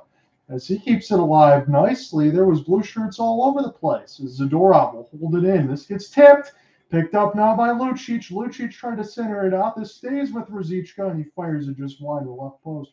But again, I don't blame him. Again, there's traffic all around him. Trevor Lewis, Lucic, trying to find it, and now New York somehow escapes with it. Here's an opportunity here for the Rangers, and fired just wide of the right post. That was Will Cooley. That was a C&I shot. And Zadorov won't hold it. He's going to leave this right here for K'Andre Miller and set up the steal. Trouba with an outstretched pass, but can't gain the blue line just yet as Vinny Trocheck. He got stuck. He had to wait for one of the players to get back on side. Trocheck trying to gain the entry again, but he gets stick-lifted as the Flames have 4-1 back. And now this gets turned over, but Zadorov bails up Flames. He's going to hold back right now off the forehand, get an outstretched pass. And now Mangiapane, it's a race for the puck, but it's going to be won by K'Andre Miller. 9:10 left to go in this second frame. It's a 2-1 lead for the Rangers over the Flames. 20 shots to 13 in favor of Calgary. As this is picked up by Mikael Backlund, trying to use that body to hold off in the forehand in between the boards. Gets around K'Andre Miller. Just puts us around the end board here to the left dot. Coleman with a disrupt pass as Mackenzie Weegar stutter step past his man off the backhand. Has bounced off one of the Flames, and another shot is Backlund had to jump out of the way, full hurdle to try to get the shot in front of Halak. Now Coleman doing the same as he's riding along the right side boards. Flames keep this in. They're still trying to fight for this puck, so a good effort. But Chris Tanev finally can't hold it as this gets picked up now by Markstrom, but instead for Tanev as he just lets him skate right by. Tanev going to try to gain the red line. He does now. Bounces off of one of the Flames, taking a change. Jonathan Huberdeau. That's unfortunate. I keep talking about the Flames, John, and I'm not deliberately trying to focus on the team just because I root for them. The Flames have looked good. I know they're down 2-1, but that was a really strong shift right Their blue liners and their forwards did a nice job of cycling. They kept possession in the O-zone for an extended period of time. They're making the Rangers work. And then both teams went off for a change, and then we have the offside. But, these small things I'm seeing from the Flames are things that haven't always been in their game. Yeah. And that's sort of the reason why we've seen a little bit of inconsistency from them. Other than one kind of uncharacteristic mistake by Nazem Kadri on the turnover that allowed Chytil to get his second, we've got ourselves a really, really close game here. Do we maybe want to make a prediction? Do we think the Flames might get this thing tied up? And do we potentially have some overtime coming this evening? I'm gonna say yes, Cooper. I'm not even just saying it to be optimistic. I think from the way that they're playing, I agree with you. I think that they're gonna get this next goal, and it could be a 3-2 type of game. Yeah, I don't often say that. I feel like, frankly, John, I usually say this about whoever the team, the team that the Flames are playing, but it's starting to feel there's a hint of that indescribable feeling where there's a team that's just they're all around it, and it feels like it's coming. It feels like the next goal is coming. Now, the Chytil goal to get the Rangers the lead, we didn't feel like that was coming. Obviously, he did a great job with his individual effort to put in his second of the night. But the Flames as a team, I feel like they are starting to build their play in such a way that they're closing in on that tying goal. So maybe I'm just trying to speak it into existence like we do sometimes. But I feel like there's something to back it up there because they've had a few nice shifts here in a row. So when this is all said and done tonight, it'll be game number 51 here for the Flames out of 82. But this is one of those games, again, to my broadcaster partner point here in the sense of it, I agree. These are the type of games that we've been wanting to see from the Flames, having covered them so much. And we're finally seeing that now. Maybe it takes the New York Rangers. Maybe it takes a spark, those fights to get that out of them. But as far as the game being played on both sides, I couldn't be happier with what I'm watching. So a neutral zone faceoff win. Mackenzie Weegar will get this one down. As Halak will watch this go by, Jonathan Huberdeau throws the body, and Adam Fox will get this one here so that the Rangers can break out left to right. That's what they're trying to do in this second frame. Nice stick handling there from Alexei Lafreniere. Stayed patient. Into the traffic. That one goes wide. Chytil looking for the hat as he was just trying to wrap that one around. And Peltier, nice play ahead. It's Nazem Kadri, although it's 1-on-3. He gets knocked down by Chytil, but again, no call there on that side. It was just a good play, and this is picked up now by the Rangers. Alexei Lafreniere picks this off the backhand side. It's a contested battle near the left side boards. Where's the puck right now? This goes to Lafreniere, but he whistled it way wide. Elias Lindholm. He leaves it nicely there for Dillon Dube. Dube, patient. He gains the right side red line. Everybody stays on side. Now he rides the boards. Dube, still strong, stays on the puck as two players collide, but this goes with the Flames and Tyler Toffoli. It was good defense there by the Rangers to snuff out any kind of play. There's a chance now for the Rangers there, and Chris Kreider, again, he's far cry away from the 50-goal season that he had last season, but he's still really good as he sits on the second line. Backhand shot gets fought off there by Jacob Markstrom as Lindholm gets knocked off the puck. There's a chance for Stone as they come together. Picked up now near the left side red line. Nikita Zadorov trying to find it, but one of the Rangers will get a piece of it. It's just a massive humanity now near the left side red line. As Zadorov and Stone, they'll watch the puck go by, and this goes all the way out of the zone. Picked up now by Dillon Dube, although it's 1-on-3. Calgary fresh off of a change. Shot gets fluttered near the right side of the red line. Picked up now by Trevor Lewis. Lewis will play this off the backhand. Lindholm will just go ahead and get back into the neutral zone or maybe take a change as Lewis bodies off one of the Rangers of the puck. And now the blue shirts have it. It's 1-on-3. They'll gain the red line. This will go back now here for Hennepin. 6:10 left to go in the second. John, I'm here with you. Cooper Hopkins is doing the play-by-play and color respectively. 10 shots to 5 in the period for shots on goal in favor of the Flames. It's a 2-1 scoreline. The only goal of the second period was Filip. It's a 2-1 lead for the Rangers. Rangers have it now, as again, they'll try to just dump this across and gain the entry into the offensive zone, but this gets intercepted. Picked up now by Lewis. Lewis will flutter it right on. This will touch the left pad of Halak, and he'll play it here. Jacob Trouba and Keandre Miller, second-line defense out there for Gerard Gallant squad. Getting the left side entry off of the half pirouette. So Rangers now at the puck as Markstrom holding on to the right post. It goes D to D. Back to Trouba and Miller. fired up the stick shaft of Markstrom. This goes down near the left side face-off dot. Will Cooley out there with Lecision and Sammy Blais. The fourth line's out there for the Rangers right now. Backlund trying to get it out, but this gets flipped out of play.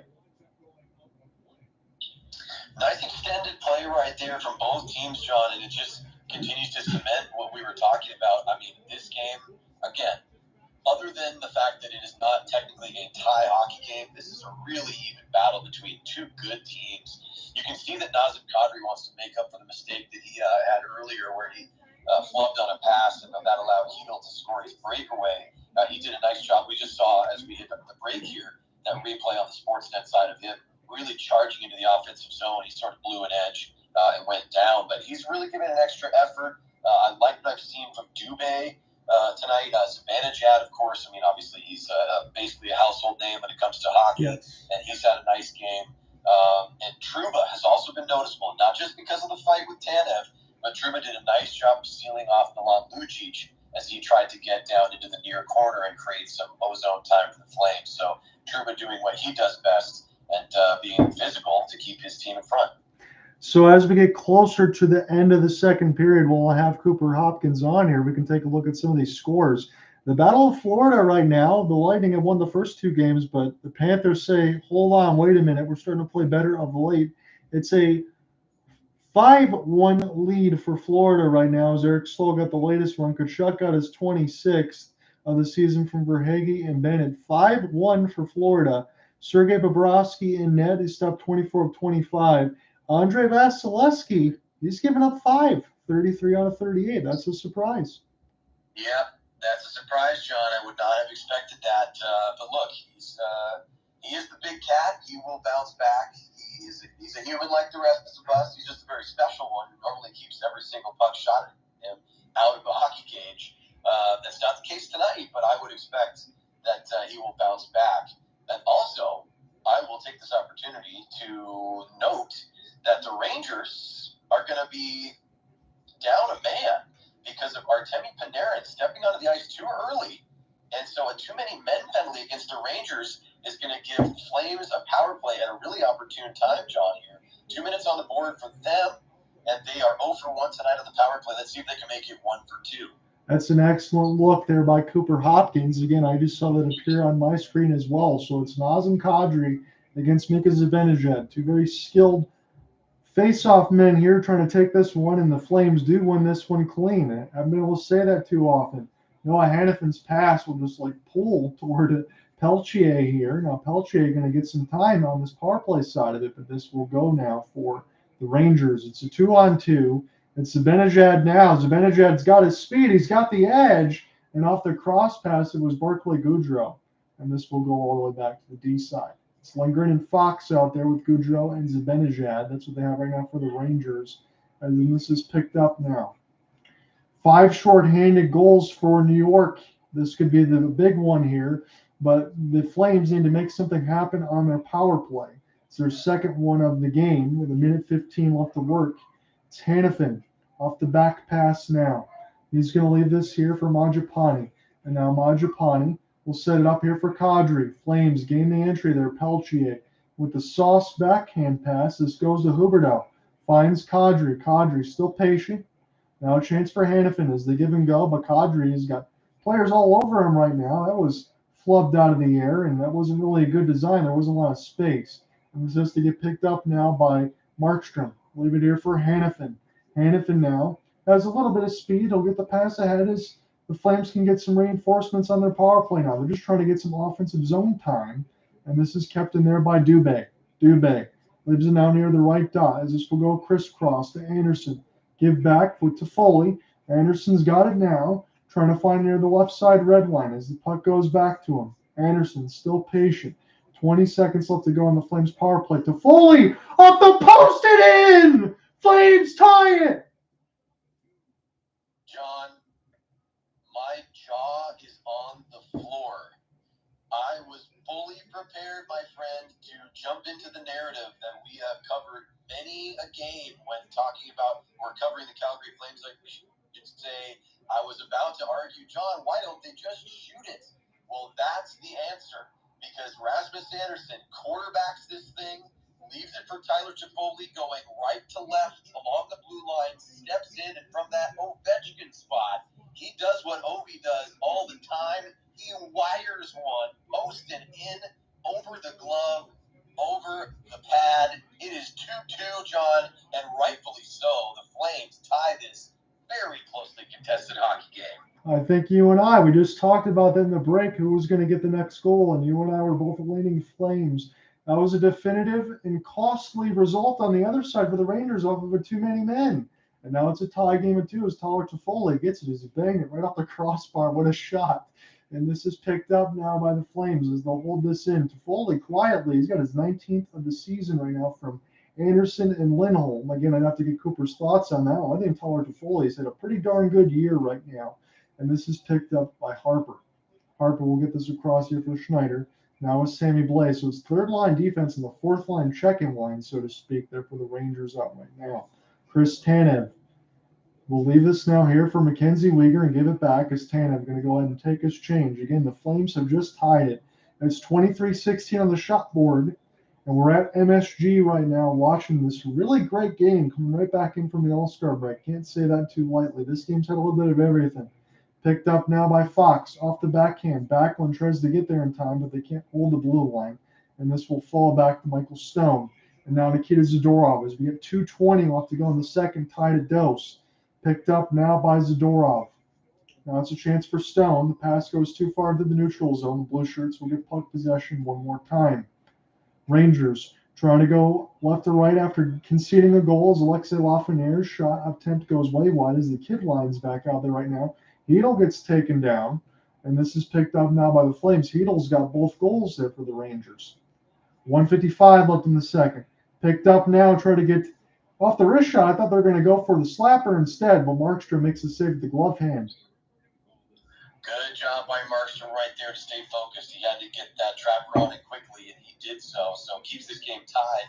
Now we're getting a little replay package from Sportsnet on some of Tyler Toffoli's goal-scoring prowess. Boy, he really likes that He shot. We've does. seen that play a number of times where he gets fed by Rasmus Andersson, and then Toffoli goes to the wide side with that wrister and goes posted in. Sometimes he'll get that top cheese, but right there, boy, what a beautifully placed shot. And hey, a lot of people wouldn't say, oh, when you think of a first-line right wing in the National Hockey League, are you going to list Tyler Toffoli?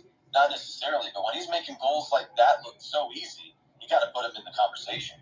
I'm glad that you brought that up because I wanted to mention it. I think he's had a really good season there for the Flames. And certain things are waiting to try to go one way or the other. Toffoli's been pretty consistent. So back in the action now, Hanifin! And that shot, I don't know if that went off the bar. Maybe that got stopped by the right pad of Halak as the Flames were looking to take the lead. Now here come the Rangers off the 2-on-2. This goes off of the stick shaft of Markstrom.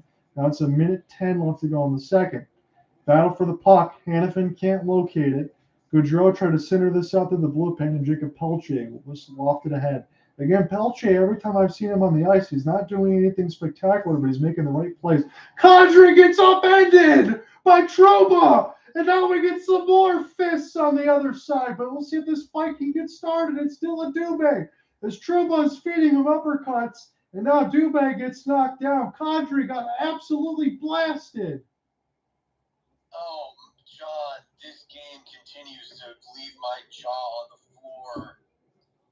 Dillon Dube, if I'm going to work backwards here, Dillon Dube, I have to give him all the credit in the world. That is an unreal mismatch. He takes on Trouba and tries to throw hands. Trouba basically had his way with Dillon Dube right there, who's not a huge man, but we're getting the replay right now. I cannot believe Nazem Kadri popped up from that hit, John. That looked like a video game hit. He got his bucket tossed off. Trouba stands over number 91 for the Flames, to just dominating him on that hit. I'm not even sure how to describe it. That was a massive body check. I know I'm going to say this jokingly. I know you said you have to go, Cooper, but are you sure you have to go? My goodness. I wish I did. I'm going to be able to at least get through part of the second intermission here, John. This is an incredible game. And oh my goodness, we get something special every time we get on the mic together. And now, of course, we have Zibanejad and Mikael Backlund, the assistant captains, They're out there once again. And, from every angle, John.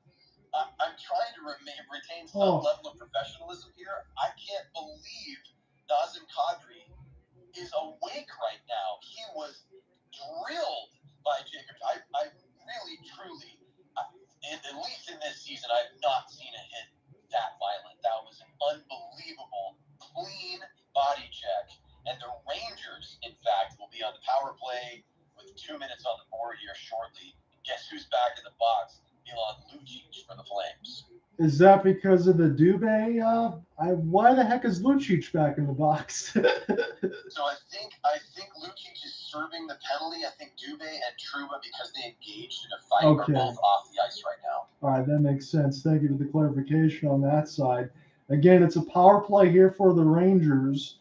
And I'm just glad that Nazem Kadri is okay, because he fell near the left side of his ear and his face did hit the ice. So thank goodness Nazem Kadri popped back up, because again, they're going to show that hit for a while.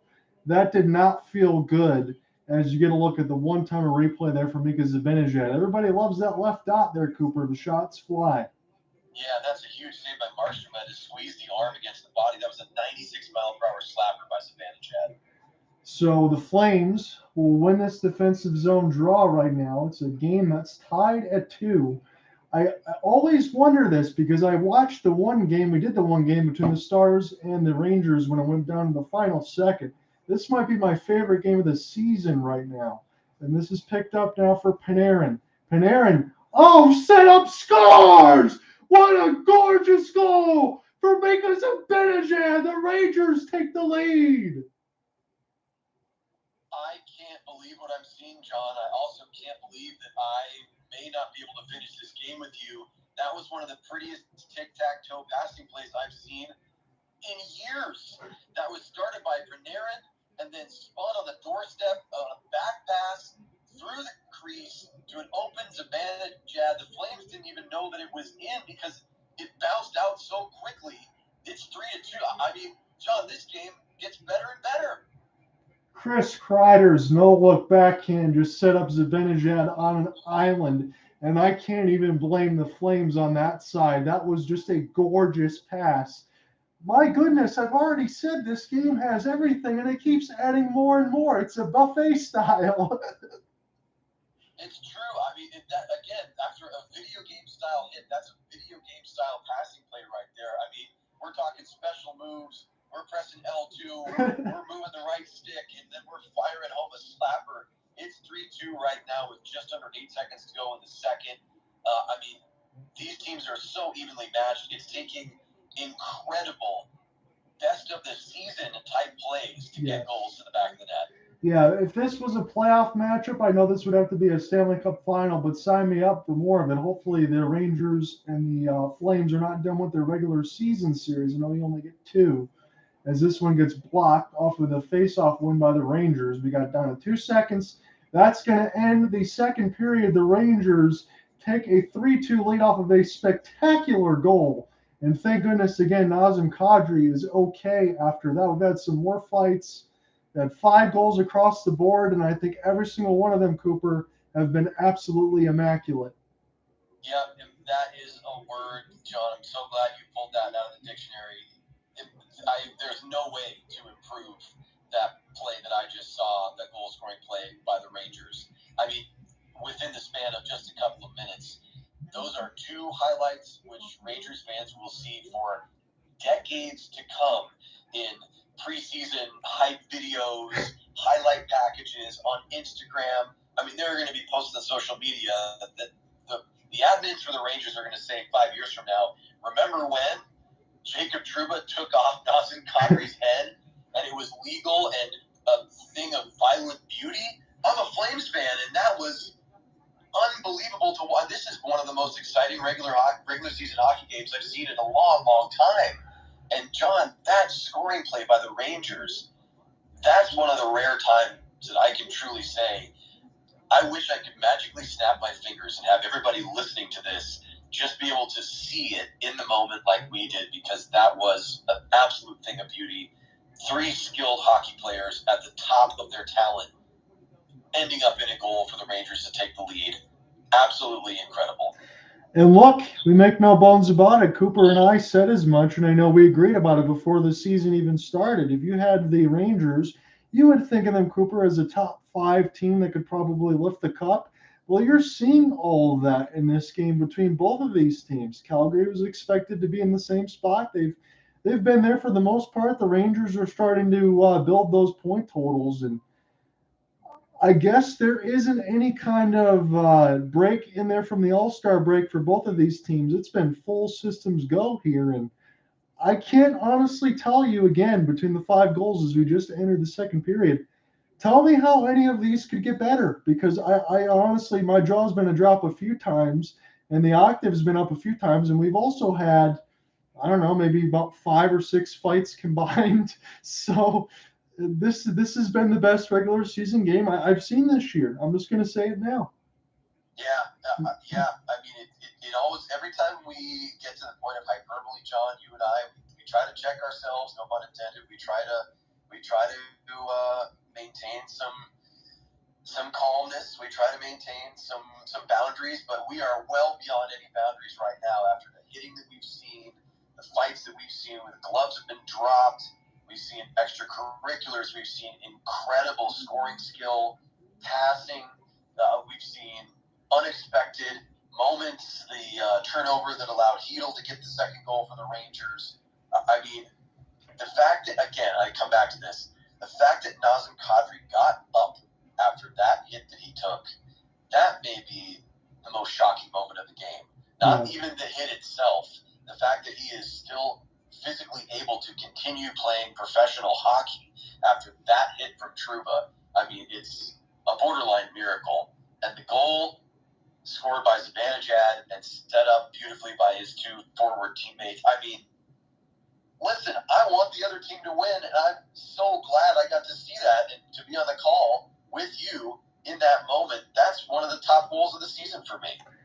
Yeah, and again, you can talk about Chris Kreider. Again, he's got the pretty good amount of point totals. I'm just going to pull this up in front of me while I have it there. So Chris Kreider's got 20 goals on this season with 11 assists. Again, that's not been updated. He's got a couple more points now, but that was one of the best passes I've seen. A no-look backhand pass contested amongst the traffic. And as you said there, between Nazem Kadri, again, I can't punch that button enough. Cooper, he didn't even have to go back to the room. He was back on the players' bench and jumped back up like nothing happened. And again, his head hit the ice with his right ear, full bore. Yeah, and his head hit the ice first before his helmet, because his helmet was in the air above him. His helmet was separated from the skull, and the skull hits the ice. God, he almost stood up before the helmet hit the ground. I mean, that was a stunning moment. The Rangers are playing above and beyond anything I can almost describe at this point. And you know what? Even though, again, now this has been the case for most of the game. The Rangers have had the leads. They have taken the lead and held that for extended periods of time. But the Flames, still, even though they're taking the kinds of hits that they are, even though they've given up the goals that they've given up, they are in this thing. Yes. This could very easily be tied at any moment.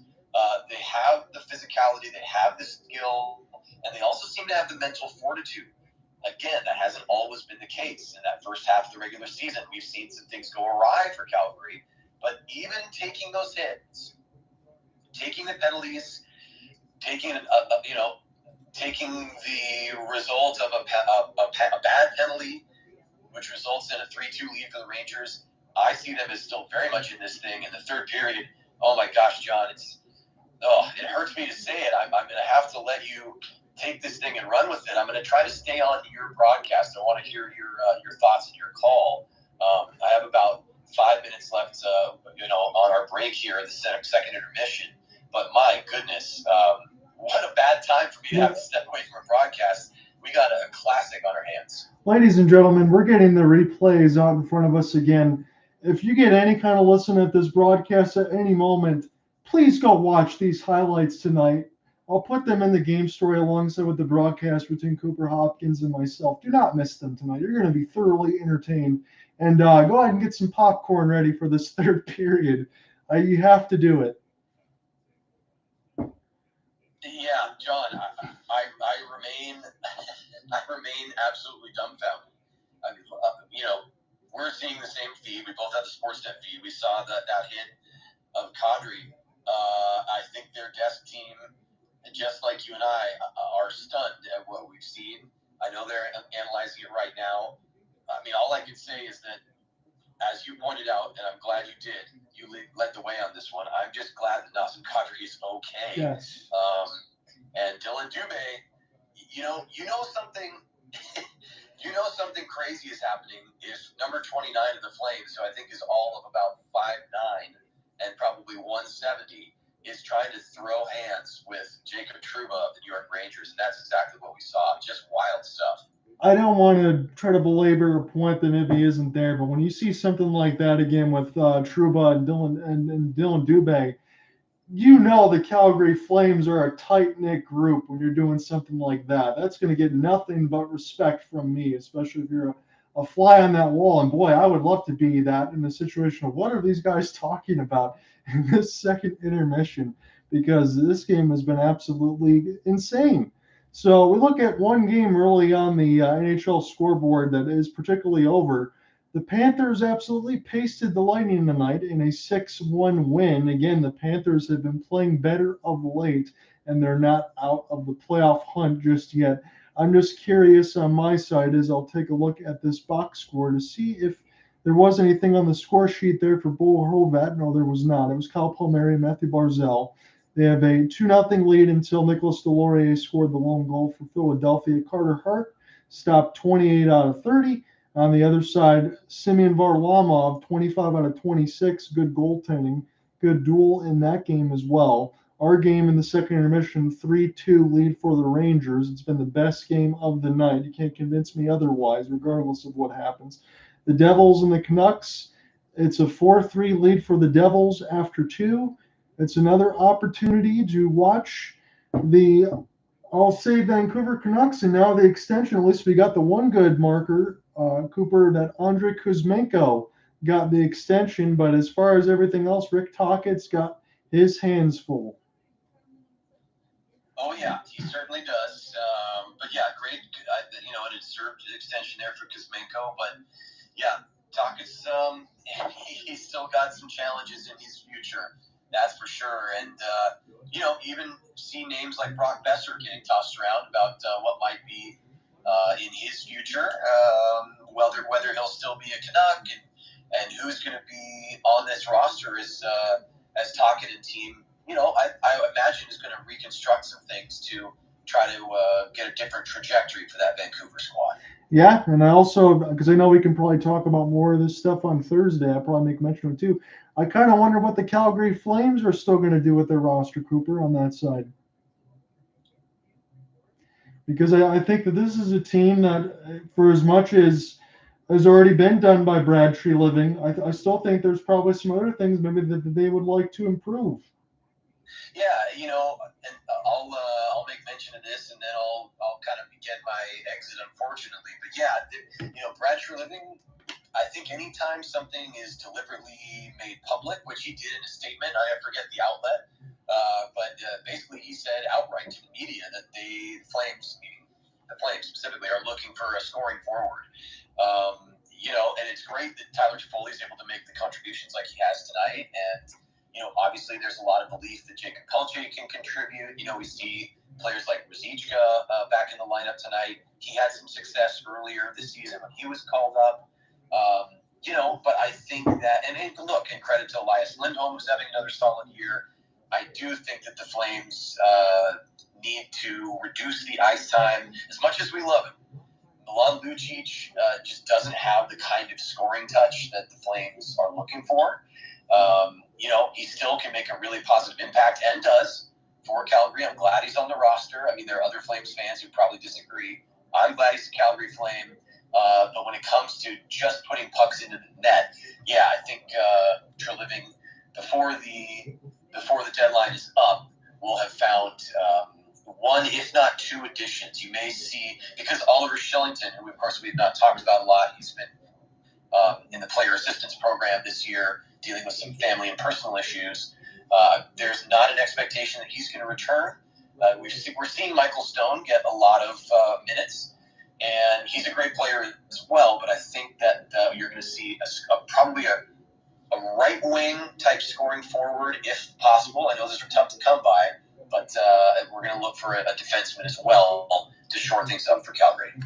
All right, so when I do get Cooper back, we'll talk more about some of this stuff on Thursday when the Flames take on the Red Wings. I imagine the Flames will have a much easier time.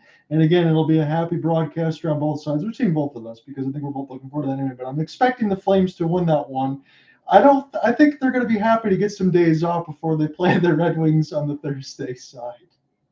Yeah, I think so too. And I mean, even though all these players had a break, well, Nazem Kadri had less of a break. He was very active, and of course, he was the Flames' lone All-Star this year. But yeah, he's going to need a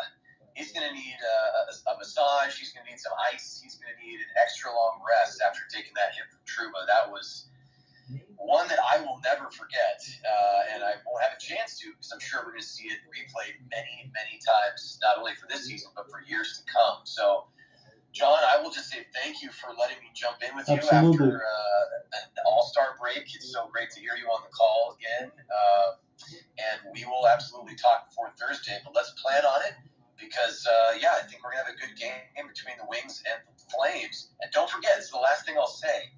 You expect the Flames to win that game, John, but let's not forget that the Columbus Blue Jackets took the Flames to overtime not too long ago. So anything can happen, my friend. That's true, but I appreciate it, Cooper, and we will talk at least on Thursday's side. I'm looking forward to it, my friend. You got it. So I'll stay on the broadcast. I won't be able to join in, but I want to hear you make the call as we get closer and then into the third period. We got an exciting one on our hands. Hopefully the Flames can tie it because this game deserves overtime the way it's been played tonight. Sounds good, man. All right, I'll keep it going, and we'll talk soon. All right. All right.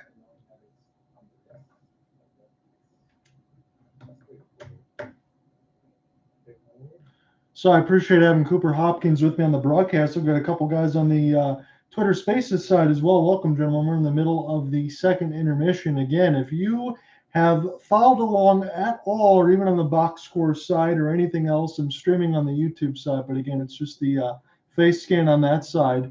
What's going on, everybody, on the YouTube side as well? Hi to everybody that's following along between Joe Rogan, Obi-Wan, and Jackson Strecker on that side. Gentlemen, stick around because this third period is probably going to give us even more gifts. It's like a Christmas gift for everybody. It's just raining presents all over the place. And this is a regular season contest, but I assure you, with some of the hits and everything else that we've seen throughout, that you are in for a treat. And again, I'm just going to go ahead and pull this up. I'll go back to my depth chart in a moment. But we got some time here for the intermission side of it. So the Flames' next game, aforementioned, will be with Cooper Hopkins. That will be on Thursday. We can do a little bit of a split cast. That one's going to be at LCA. I was wondering maybe if I would do the home game, he would do the other home game, but I think we probably should just split down the middle on that side. So they're not going to play again until Thursday. They're going to need that time off. It's going to be a little bit of a road stand there for the Flames. So they ended the break with a win over Seattle that they needed because they lost the game against Chicago. They lost the season series against the Blackhawks, actually. They dropped the first two games. They beat Seattle. Playing the Rangers now, it's a 2-1 lead. It's a 3-2 lead, as it's not updated on that side. My apologies, because I'm looking at the other part of the box score. But it's a 3-2 lead now for the Rangers. And it's going to be Detroit on Thursday, and then Buffalo, and then Ottawa, and then they'll go back to the Settle Dome and play Detroit on the next Thursday. So Cooper and I will try to get on both of those. I'm going to be doing both of those games regardless between Calgary and Detroit. As far as my Waterford Sharks stuff, that's not going to be happening, I guess, for the next couple of weeks because I got the message back in. They're not going to have a cameraman. So we're not going to have any broadcasts on that side for me, unfortunately. So that's not going to happen until March sometime, just before my birthday. My birthday's on the 22nd. I think the next broadcast might be like the 15th or something like that. So it's going to be a little while longer, but let's look at a couple more opportunities for that. So that being to say, these next couple Saturdays will be open. So if you get a couple opportunities to do some excellent contests, we'll try to find a way to do that. So tomorrow, immediately, I will be back on the broadcast. It's going to be an NBA side. I'm going to be joined by Griffin Cass out of Quinnipiac. He likes to cover a lot of basketball stuff. It'll be the first time that him and I work together. He's trying to be a professional broadcast announcer. He's really good at it. I've heard him a few times. So I'm going to run the color on that side, and we'll be on LeBron Watch tomorrow when they play against, I believe it's the Oklahoma City Thunder and the Lakers. So we'll try to see if he's going to break the scoring record tomorrow. So I'm looking forward to that one. And then it might be an off day Wednesday, spend time with the fiance, and I'll be back with Cooper on the Thursday side. So those are my plans. And then maybe on the weekend, it'll be one of those games. It'll be maybe the Kyrie Irving trade to Dallas. There's been a lot of hubbub on that side. And it's one of those situations I haven't addressed on the YouTube side, but I guess I can address it now in the sense of I think that Dallas is going to be in the same situation that they were last season. What I mean by that is they have the potential to make a Western Conference final, but I don't know if Kyrie Irving makes them a championship team because I essentially, whether fair or unfair, can say that Jalen Brunson or Kyrie Irving is kind of a swap of the same type of player. I understand that Kyrie Irving is a superstar offensive talent, but his on-off switch, when he's on the court, he's great. When he's off the court, there's some issues. So Dallas essentially has been cheap on some of their free agent procurements. They let Jalen Brunson walk. Then they're going to have to maybe try to sign Kyrie to an extension. And that can be really tough to do. I don't think you give up the future first. I know 2029 and then 2027 seconds and things like that, unless you sign somebody to an extension. But it doesn't make you feel much better because I don't think you're playing him off the bench. You're playing him with Luka. So I don't think Dallas gets any better. I don't think they get any worse. And for Brooklyn, you still have that cap flexibility. Maybe Kevin Durant's going to want out. We'll figure that one out when we get to it. So we're going to be getting to the third period there shortly. I appreciate everyone that's been sticking around. I'm absolutely loving this contest, and I'm so glad yesterday I didn't try to yell too much, pull my voice out between Michigan and Ohio State, because that was enjoyable watching college basketball. It's been a while since I've been to a basketball game, nonetheless. So it's going to be a face-off win here for Elias Lindholm. I can turn this TV up a little bit on this side because I don't want to step over Cooper on that side when he was calling it. So this is picked up into the deflection. And now this is going to be a chance now for the Rangers. The third period's really just underway. Rasmus Andersson lost it in between his skates. This is loose out in front. This is going to stay with the Rangers. Adam Fox had his shot just bounce off of everybody as it's picked up now near the left side of the red line. Flames will try to get this out of their own end as Toffoli will. It's a race for the puck, but this might be a hybrid icing. Yes, it is, as it's touched up by Lindgren. So Sportsnet, as they should, again, I have the Calgary coverage on that side. They show Jacob Trouba. Nazem Kadri got a good hit on him, and then Jacob Trouba just returned the favor with possibly one of the best hits that I've seen all year. And thank goodness, again, Nazem Kadri jumped up like it was no problem because it was a legitimate car crash on one side near the right side dot. And that's not saying it lightly. And picked up now by Mika Zibanejad. Zibanejad will crisscross this here with Keandre Miller. And now Panarin. Breadman's got it as he holds off the L2. He fights it in between Markstrom. He didn't hold it, but the second rebound came right to his glove hand. And now he will hold on to it. That was a little bit of a curious play, as there was a nice flip pass for Mika Zibanejad all the way from right to left on the wing side. Panarin took his time, and maybe Markstrom couldn't locate it, but the one fell right to his glove hand. So 19:04 left to go in the third. John, I'm with you on the play-by-play. I'm going to close this out and have the complete game story at hopefulsportsguy.wordpress.com when it's all said and done. This is going to be a absolute must-listen, must-watch right now. And again, if you're streaming alongside, I humbly appreciate that. And this is picked up now for Artemi Panarin. Panarin tries to find a pass for Mika Zibanejad, but it just went away from his outstretched stick. Tanev off the backhand. We'll keep this alive in the Flames. We'll try to gain the entry again. They're down 3-2. And this is picked up now by Coleman, but the shot goes wide up the left side boards. Coleman's shot lasts up the wrist at 70 miles an hour. Zadorov and Kapokako try to battle for the puck right now, but it goes to Michael Stone. Stone just shoves off Kapokako. Now Zadorov with an outstretched pass, but this will find Alexei Lafreniere. Nice stick ahead and pick up there by the Flames in the neutral zone. Jacob Peltier back to the D side, and that whistled way wide. Michael Stone, 96 miles an hour on that slapper. Zadorov, as this goes all the way back in the own end. Alexei Lafreniere trying to make life difficult, but Stone able to get this ahead to Nazem Kadri. Kind of wonder how he's feeling right now. Needs some of those smell insults. Huberdeau, great pass across, and that one got flipped on a play off of a high stick. So it's 3-2 lead for the Rangers. I'll pull up the official goals and give you the reset there. So in the first, it was Filipino at 5:37. Blake Coleman at 10:25. It was 1-1 after 1. And then it was Chytil and Zibanejad, goal scorers in the second period. Zibanejad was off of a sick back no-look pass by Chris Kreider. Set up Zibanejad on the power play to give a 3-2 lead. Tyler Toffoli also scored on the power play. Shot in Ovechkin's office. 17:51. Left to go in this third. It's another face-off win there by the Rangers. This time in their own end. They're going to go right to left in this period. As this gets flipped toward the right wing side. Picked up now. We'll see if this third period can settle down a little bit. Honestly, the score line doesn't look way out of hand, but if you're looking off the off-color box score side of it, it might just look like another game, but boy, it has not been. I think this has to slow down a little bit. So Goudreau will get this one as the Rangers will hold the blue line. Lindgren. This takes a weird pinball, and now we might get a hand pass or something that was blown dead near the left side dot. 17-17 left to go in the third. 24 shots to 21 in favor of the Flames. I guess the one thing you can say for the Rangers is they've kept Calgary in around the same amount of spots that they would shoot their shots.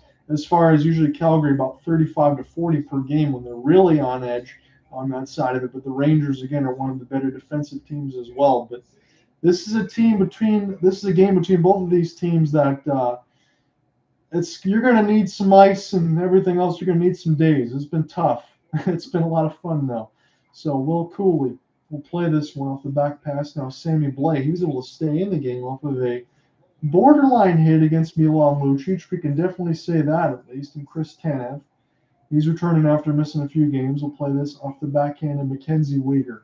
This gets flipped in the offensive end, but Elias Lindholm doesn't have his reinforcements. And now this will be a chance for the Blue Shirts. Nice play ahead. Sammy Blais from Alexei Lafreniere gets the drop. Play with another drop there, and this gets picked off now. Coleman. We'll just flip it down. Maybe some opportunity for Darryl Sutter's squad to take a change. Certainly Gerard Gallant's squad's going to do that. With 16:20 left in this third. Marjapani. Back pass to the defense now for Michael Stone and Zadorov. Gets it back to Zadorov now. As Calgary will flip this in. Backlund now for Harper. Backlund trying to get around a couple of stick battles. Stick actually hit him in the back of the head. And now an opportunity here for Panarin. As this one gets flipped, Schneider trying to get in there as well. Picked up now by Mika Zibanejad near the left side dot. He gets forced all the way out. Good defense there by the Flames. Noah Hannafin is going to gain puck possession. Good job by him. To put up near the right dot, that one goes wide. Picked up near the left side red line. Rangers now gain the entry. Mika Zibanejad flubbed on a pass. Mangiapane gains the steal for the neutral zone. Mackenzie Weegar all by his lonesome. His wrist shot goes wanting way wide. Kept in by Kadri. Huberdeau trying to use that body on Mika Zibanejad. Nice play there by Capo Kakko. Able to loot a couple of forecheckers there for Calgary. Gets the turnover in the stick. It's for Kakko from Lafreniere. And now Lafreniere trying to battle near between the right boards. It's 3 Flames to 2 Rangers. Rangers still with this now, but the Flames will put this around the end boards. Try to get kept in there by Schneider. Jacob Pelche able to get a piece of it now in Nazem Kadri. About 15 minutes left to go in this third period. Kadri will hold off the back pass. Now leaves it for Zadorov. This full sail line changes here for Darryl Sutter's squad. It's a 3-2 lead at MSG for the Rangers right now. John here on the play-by-play. I was joined by Cooper Hopkins. We had fun in the first 2 periods. Give and go pass. Markstrom was spun around like a top, but the shot went wide there for Kreider. And now an opportunity for Stone. Still kept in there by the Blue Shirts. They'll do the same. Dump it in deep as Markstrom holds on to the left post. Good look of the TV replay as Zadorov able to use that body. Lucic trying to get to it, but New York will send this off the left pad of Markstrom. This still stays with the Rangers now. They've got all sorts of puck possession at the moment. As Adam Fox tried to center one out in between the circles. Try to get it to Lewis now. Lewis, nicely played, but this gets picked up by the Rangers into the neutral zone. Rangers will hold in. Here's a chance now for the Flames to be able to get this out as Trocheck will just stuck spinning with no help. 13:50 left to go in this third. 24 shots to 23. Rangers got a 3-2 lead. Lindholm offsides. 13:51 left to go in the third. We will get a TV timeout. This will give me an opportunity to type in some of the stuff in the box score, and I will be right back. The Wells Fargo Active Cash Card. Earn 2% cash back on what you want, like a vintage turntable. So you can get back in the life choice. And 2% cash back on what you need. Like a new needle for your record player. The Wells Fargo Active Cash Credit Card. That's real life credit. For insight on how this year's big game could impact free agency, let's welcome our newest ESPN insider, Blue. Thanks. Except my shell is blending into the ground. I told you the blue screen could be a problem. What's up, Einstein? My network has gone kaput. You tried to save a buck on it. Not so smart. Well, there's a smarter way to say it. Switch to Verizon. That's right. For a limited time, get Verizon Unlimited for just $25 a month. Get it for 3 years. Only on Verizon. 1 teaspoon of potassium iodide Chickaroo. is in science. Oh, I think that's good. Right, let's go. Unless you want All in.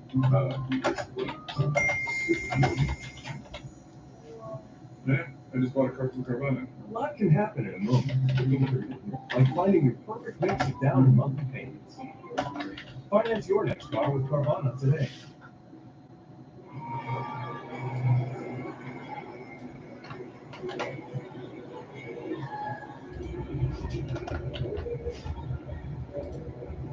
It's no secret players in today's game shoot the puck harder than ever. Here's some examples. Who's had the hardest shot tonight? With Zibanejad, and followed closely by Mikael Stone 3 other times. So all these, you look at it, who's going to walk into this?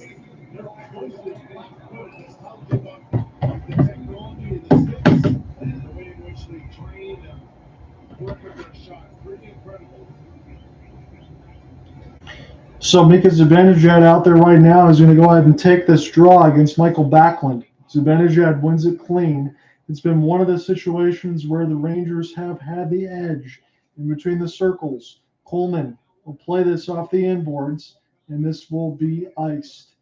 13:40 left to go in the third. It's a 3-2 lead for the Rangers. It was Chytil and Coleman, their goal scorers in the first period. It was tied 1-1 after 1. And then Chytil was a 2-1 lead with 2:02. It was a great play off of the turnover there from Nazem Kadri to fire that one and keep it low. Toffoli tied it with a blast near the left circle near Ovechkin's office. Mika Zibanejad from Chris Kreider on the power play in that second period from 1946. Was a great no-look pass there by Kadri. But here come the Flames. Near the left side, dot Backlund. Needs some reinforcements. Going to play this one back to D. Looking for some traffic out in front of Halak. Now near the left circle, Mangiapane scores near the right dot as it goes in. Halak might have thought it might have been kicked in. That's why I took a little bit of an extra step as well. But this game is tied at 3 with 13:20 left to go in the third. So good opportunity there for the Flames. Again, it was a great play, honestly, by Backlund, just to be able to buy some time. I don't think that's any sort of intentional kicking on that side. But again, the Rangers fans want to have a little beef at it. If I'm going to say anything for Mangiapane, where else is he supposed to do and score? It's not like he's going to intentionally flick that one in. But that was what Halak was immediately looking at. And we will see if Gerard Gallant's going to want to challenge this. And we will see if the refs or anyone else is going to look at it. I would imagine as it stands that this is going to be a good goal. There really isn't anywhere for Mangiapane to go. Wasn't intentionally deflected is the question. I didn't really have anywhere else to go. So there is a lot of booing in MSG. And this is under review, as I thought it might be. If there's anything you can say for Mangiapane is maybe there's a slight pivot of the right skate. But I think, honestly, I'll just tell you the way I see it. You can pretty much kick everything in hockey, but you can't kick the puck into the net. That's the way it works, right? And there really isn't anywhere for Mangiapane to go unless he's going to break his right foot. So was it kicked in intentionally? That's really tough to call on a lot of the angles that I'm getting. If it was me, and it's not just because Cooper Hopkins is in on the broadcast, I think that this should be a goal that probably could stand, but I could see it going either way, and I really can't blame too much about it if it does go the other way, because they say it's a no-no if you kick it in, but don't know where else Mangiapane can go. But still, in all ends of it, it's a great play for Backlund to be able to just keep it alive, buy some reinforcements. He didn't try to force a shot in there. He was under duress near the left side of the faceoff dot. He was stuck in behind the net. He waited for his reinforcements. He got the opportunity to make a play, and the Flames now are trying to get this game tied at 3. Andrew Mangiapane would have the latest goal, but it's under review right now, as you would expect. So in the NHL Situation Room, they're looking at 5 different screens, and it has to be, even on the TV that I'm looking at, they're really small on that side to look at real time. It's a tough call on either way. I could see it going 50-50. If I have to lean one way, even though I think this could be a goal that could stand, I feel like this might be overturned. I think that's the way that I'm going to lean on it. Try not to be biased in any way. We'll see if anyone's looking on the YouTube side to see what they think of it. I appreciate you guys talking about the coverage side of it, Joe Rogan. I hope you're having a good time and a good day on that side of it. You guys have been busy on that. And let's just look in this chat. I don't think there's been a lot of votes. I said, was the NHL All-Star Skills Challenge really that bad? And a lot of you guys are saying no, it wasn't all that bad. There was just certain parts of it. So very diplomatic fans on your part. I actually thought the game coverage was really good. We're still getting a chance to look at this score, and we're going to get something definitive here right now. What's the call?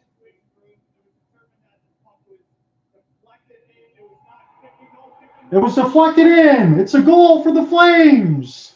And Andrew Mangiapane ties it up. It's 3-3. Gerard Gallant's a little bit upset at that. And again, if that was challenged by Gallant, that means the goal is going to stand and the Flames will go to the power play. I want to make sure that that's the case. Gerard Gallant, he just closes his eyes, puts his hands in the air. Really nothing said on that side. And I'm going to go ahead and make sure that this was actually challenged there by the Rangers, or whether or not it was just a booth review. Because right now it says at 3-3, and the chorus of boos rained down at MSG. But I think, again, Cooper Hopkins listening in. Again, we're back at full strength here still. That's a good goal and a good effort there by the Flames. They could have won either way, but I honestly feel like they made the right call. And that's what I said in the forefront. It should have been a goal that should have stood. So picked up now by Tanev. Even with the kicking side, even though I thought that they might put it the other way. Initially on the forethought, it's going to be a good goal, it's going to stand, and it did. So it's Mangiapane from Hanifin and Backlund. And now Nazem Kadri. Kadri will put this in deep. It's a 3-3 score line now. Who's going to win this game? It's been up in the air the whole way through. There's been a lot of give and take, and nobody's kind of really just held the pace of play. As Markstrom will leave it now here for Tanev. Tanev makes the measured play, and he will leave this right back here for Hanifin. Now Lindholm will gain the red line side. It's 1-on-4. Drop pass there for Toffoli, but he shot it off the inboards. As this gets spun around, this will go back to the D side and now picked up, I believe, by Capocacco as he's going to gain near the red line side. Now this will be flipped ahead. Here's a chance as it eluded Barclay Goodrow. It's turned over right in the middle of the circles at Markstrom with some robbery on Goodrow. Keeps the game level. My goodness. So Barclay Goodrow had the Red Sea part in the middle off of a turnover, and Markstrom, he stayed big. I'm going to get a look at it right now. I believe that was a Hanifin turnover, and Goodrow, this went off of the left skate. Yes, it did. Of Markstrom off the left pad side. He kept it out. Big save there after the Flames have just scored. Now it's Trocheck and Lindholm, and on the draw. Calgary will win this clean, but this gets gloved back down by Goodrow. Tanev will watch this go off the inboards. Picked up now by the Rangers. They'll try to fire it right on. It's a race for the puck now near the left side dot as the Flames have just tied it with Andrew Mangiapane. It was not kicked in. It was deflected in. It's picked up now by Tanev. Tanev off his forehand. He's stuck in his own end now. We'll get the stretch pass out there from Milan Lucic. Lucic gained the entry. He takes the body to do so.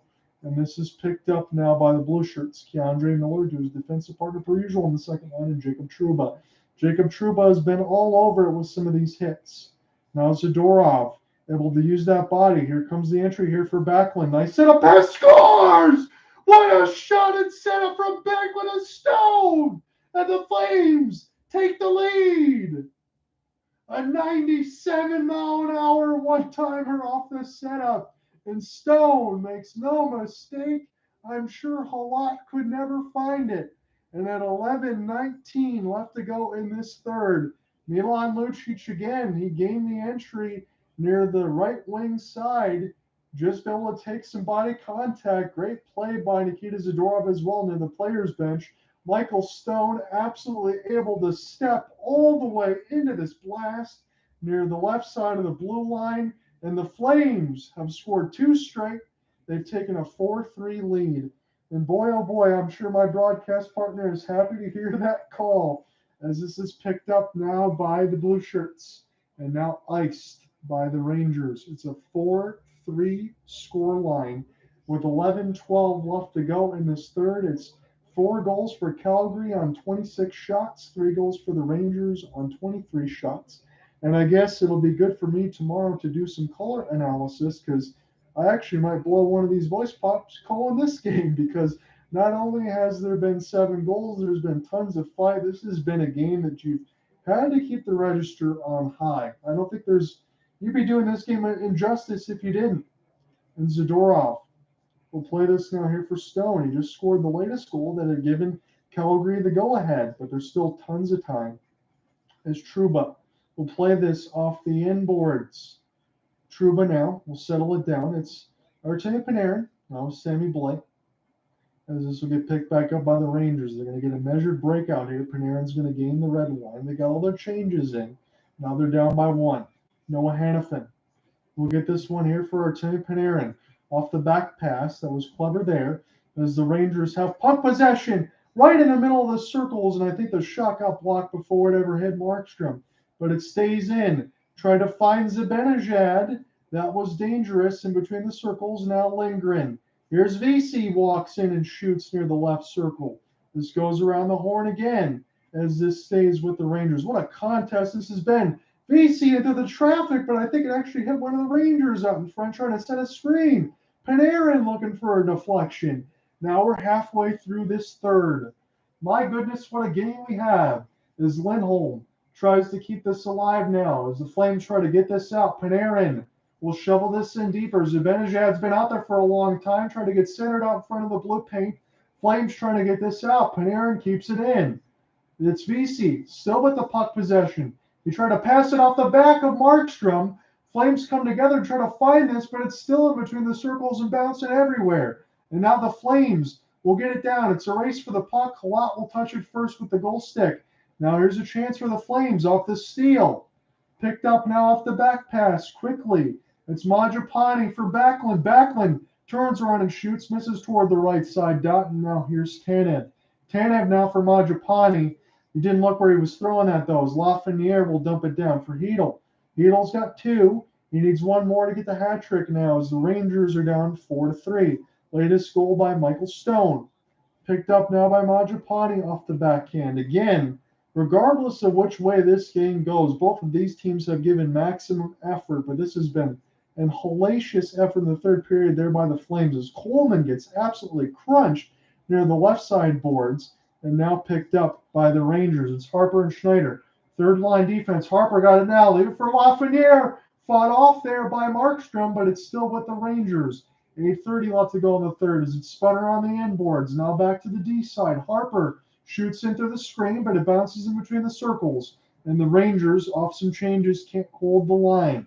Harper now settles it back down, and this will give me an opportunity to pull back up my depth charts as I haven't really had an opportunity to take a look off of any of that stuff because there's been so much action.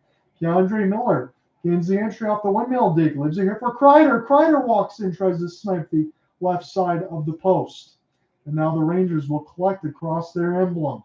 Original 6 franchise of the New York Rangers, the storied history. And this is a storied regular season game. I kid you not. As Ruzicka gets bodied off the puck. Rangers trying to go right to left. Here's an opportunity now as Ike gets fired short side. This takes a friendly bounce there for the Rangers, but they'll collect across the red line now. About 7:35 left to go in the third. Picked up Kreider's pass. Goes to nobody in particular, trying to find Gaudreau. And now the Rangers in their own end will settle it back down with Keandre Miller.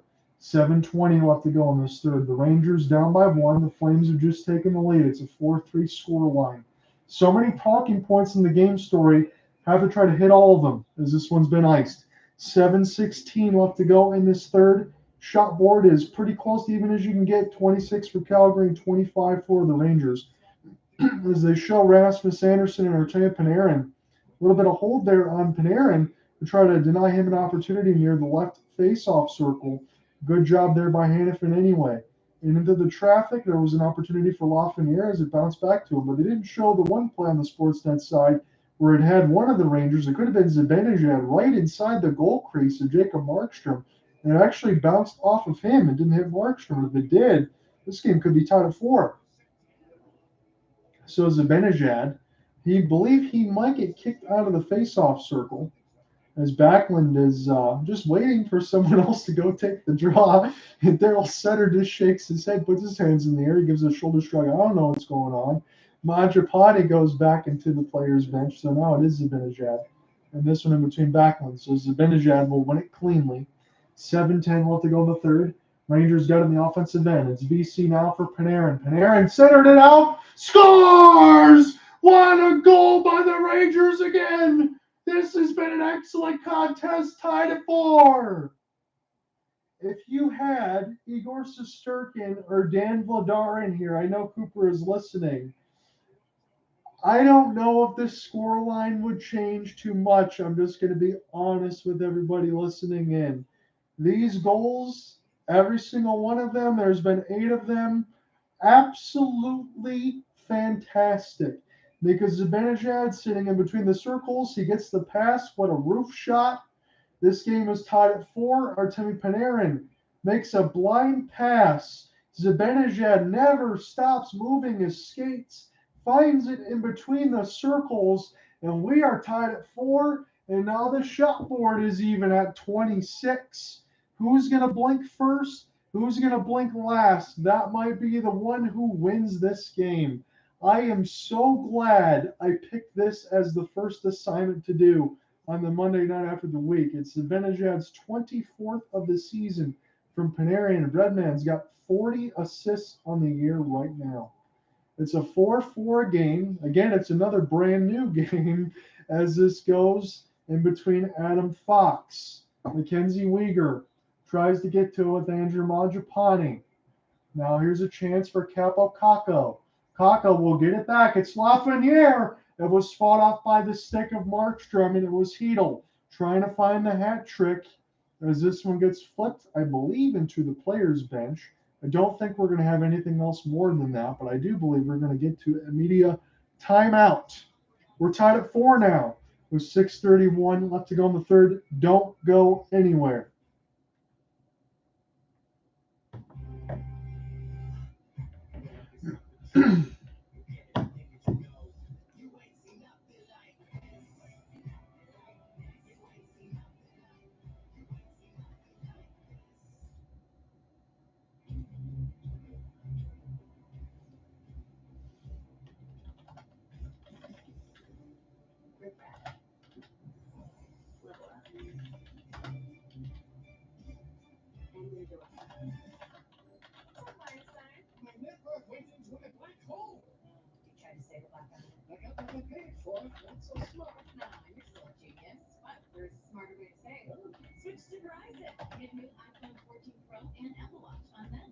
Yeah, right now get iPhone 14 Pro and Apple Watch SE on us. That's a value of $1,200.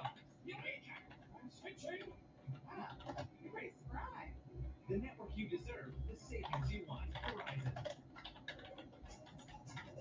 Did you know that in 1 year there were more than 22,000 speeding-related crashes in Michigan? Did you know that most speeding tickets in Michigan cost over $100? You know it now. So slow it down. All right, bring it in. We all have a part to play in this game. So come with that hunger. Bring that fire. Bring it all in. Because now is the time. The XFL coming February 18th. He's going Michael Stone with the ball on his fifth of the season. We're revving it up to 27 miles an hour. And then towards the second of the game. Well, there isn't anything I can say that hasn't already been said throughout the broadcast, everybody. It's a 4-4 game. It is about 6:31 left to go in this third. It's a contest. I know Cooper said this before he left into the second period. I know he's listening in on the side of it. This is a game that could have overtime. We thought it would be 3-3. Well, it's 4-4 now. And this is going to go either way. We'll see if either one of these teams can pick up both points or a point or whatever else we got. Nothing is definitive about it, but it's been an excellent contest on both ways. So Kadri is going to get kicked out of the draw. Jonathan Huberdeau can't get it over Mika Zibanejad through the neutral zone. And this one will get dumped back in. It's a chance now as this gets flipped in through the neutral zone. It bounced off as Calgary Miller had a piece of it. It bounced off one of the Flames. Well, that was Rasmus Andersson. And now the Flames. Good outstretched pass. Nazem Kadri able to play this off the inboards. And he got wrestled down. Somebody fell on top of him. I believe it was Jimmy Vesey. So Kadri has had the body contact on him per usual. And now a good idea off the back pass, but that one just a little too far there for the Flames to be able to collect. That was Jacob Pelchier. Couldn't get a piece of it off of the skate blade. And now the blue shirts will get it. Hanifin overskated it. Artemi Panarin just kind of in watch mode right now, lurking, trying to bother Rasmus Andersson, but now he's going to peel back off.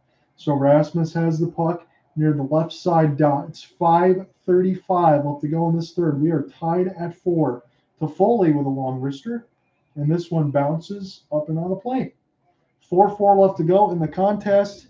Again, as we get a little bit of a stoppage, there's just Cooper and I'm doing the full broadcast per usual on the YouTube, so I'm just trying to type in some of these goals and everything else. Marpole, how are you doing? Watching this game as we get another media timeout. This has been a great game.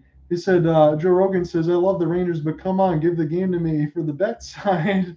Yeah, it's been fun. At least I know you have to sweat the bet side, my friend, but it's an excellent game. So at least you get a chance to listen in on a great game. Again, you said you cut the cable bill, so hopefully my coverage and voice and everything else alongside Cooper Hopkins did that justice for a while. So stick in. This one's going to go all the way through the end. I'll be right back. So I can wear my jacket or jeans one more time before I wash them again. It even makes shoes smell fresh. It doesn't cover up odors with scent, but actually helps eliminate them. Over 1,000 uses. Febreze sinus refresher. Let's go. That's all. Vicks VapoRub's medicated vapors go straight to the source of your cough, so you can relieve your cough to breathe easier. Vicks VapoRub, fast-acting cough relief. Back to his crease. It's stick away to center and hit by Steele. Oh, here comes Rasmus.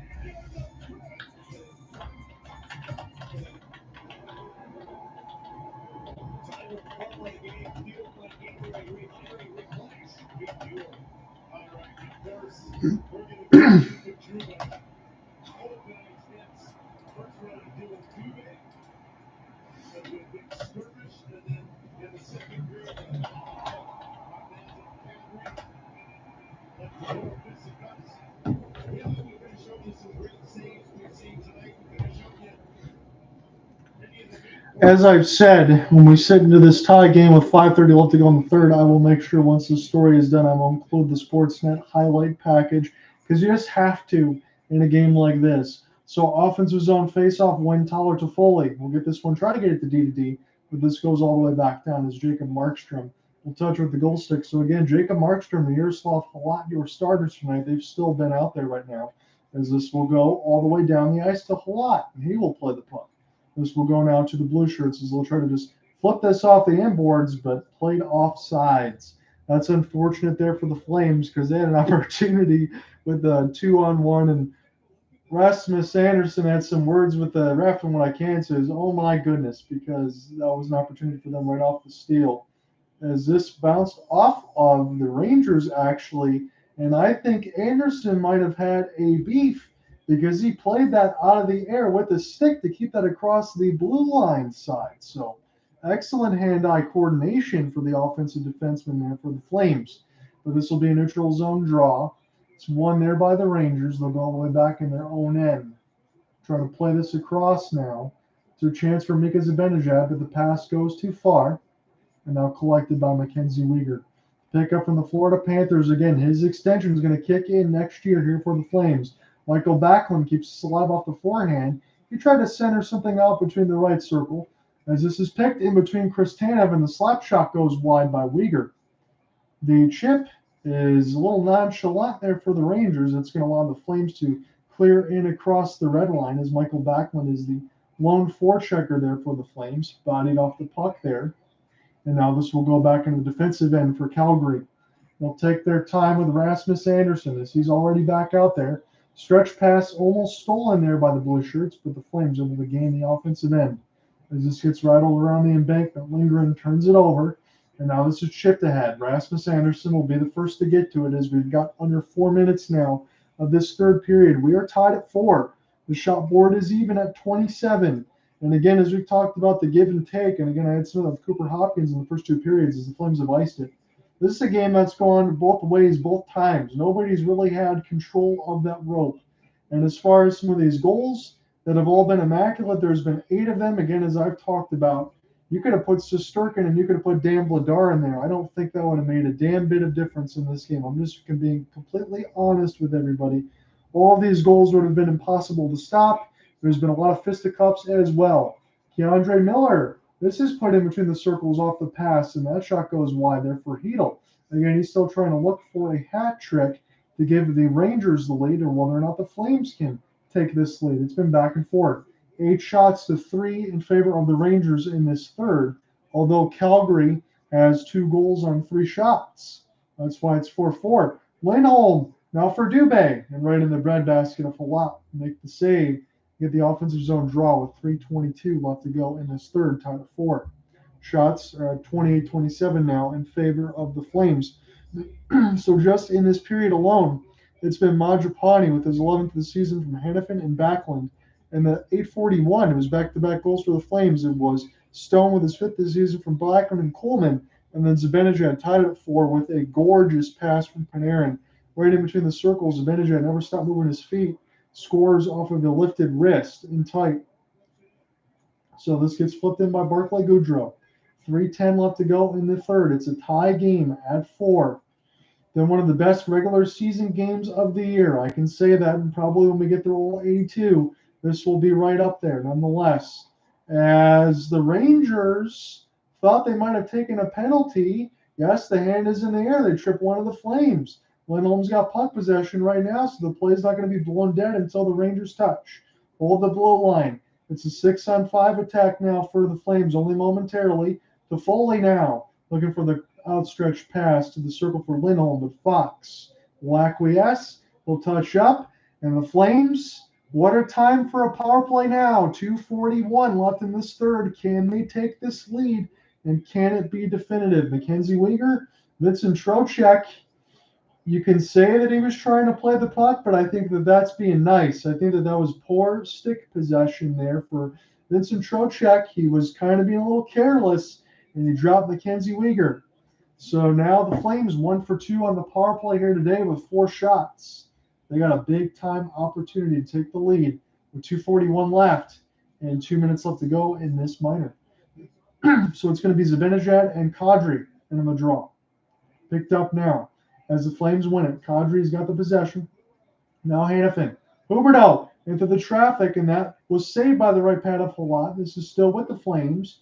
Jonathan Huberdeau shoots it. It's loose. On the doorstep, jamming away was Kadri, and he got denied by Halak.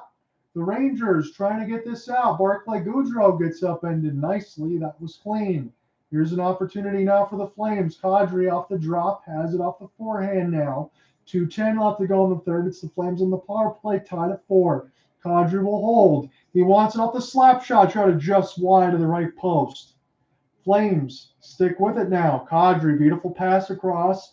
Try to get it back. That was a little dangerous there. Try to get slapped out of the air by VC. And now this will get cleared by Alexei Lafreniere. Fans wanted him to skate. He's going to take his change nonetheless. Calgary's power play, the third of their game. They've scored one already. They're 1 for 2. They got a minute left to go in this third man advantage. Picked up now by the Flames near the right side boards. It's busy. Picked up now off the turnaround shot by Dube. And that was blocked and sent down the ice by the Blue Shirts. Markstrom will get this as it was played length of the ice. And now here's Rasmus Andersson, a very excellent power play quarterback. Again, he was one of the ones that helped on the power play side of it to set it up. Lindholm. He's worked off the puck near the right side red line. This will stay with the Flames as now this will go back to Lindholm. He's going to hold the backhand side, but he just couldn't get anything going with that pass. This will touch the glove hand of Markstrom. He made a good pass ahead, but Lindholm turns it over. This is an opportunity for Keandre Miller off the drop for Mika Zibanejad. The first line power play is getting some penalty kill time right now. They can be dangerous. As now it's down to 5 seconds. Mika Zibanejad is just going to turn all the way around. He's going to gain the entry. The Rangers are back to full strength. Zibanejad in full flight off the backhand. Tanev trying to meet him skate stride for skate stride. As this goes now to Milan Lucic. He gets canceled off the puck. He's got to get back on side. And the Flames know that as this touches the stick of Chris Tanev. Down to 25 seconds. It hits the stick now of Halak. Will we get to overtime? It's a 4-4 score line. This has been a fantastic game. Here's an opportunity for the Rangers. They could win it.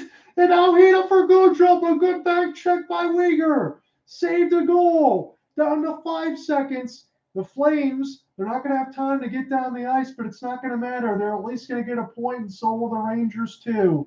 Chytil was on the doorstep of a hat trick to win the game in the game's dying moments, but the Flames canceled it off. And we are going to overtime. With everything else that this game has provided, Cooper, I know he's listening in, what better fitting way than to go to overtime? So Chytil with the drop pass, he tried to give it right back to Chris Kreider. I think it was a great design, but good work there by the Flames just to keep it alive. And how about some bonus hockey, everybody? And maybe even a possible shootout, but if I'm a betting man, again, I'm glad I'm not, but I'll just throw this out there. I think this game is going to end in the overtime. I don't think we're going to get to the shootout. But again, you can rewind the tape very quickly with the 5-minute overtime and make fun of me for getting it wrong, if that's the case. Hope you guys are enjoying this one, though. It's a 4-4 score line as we head to OT.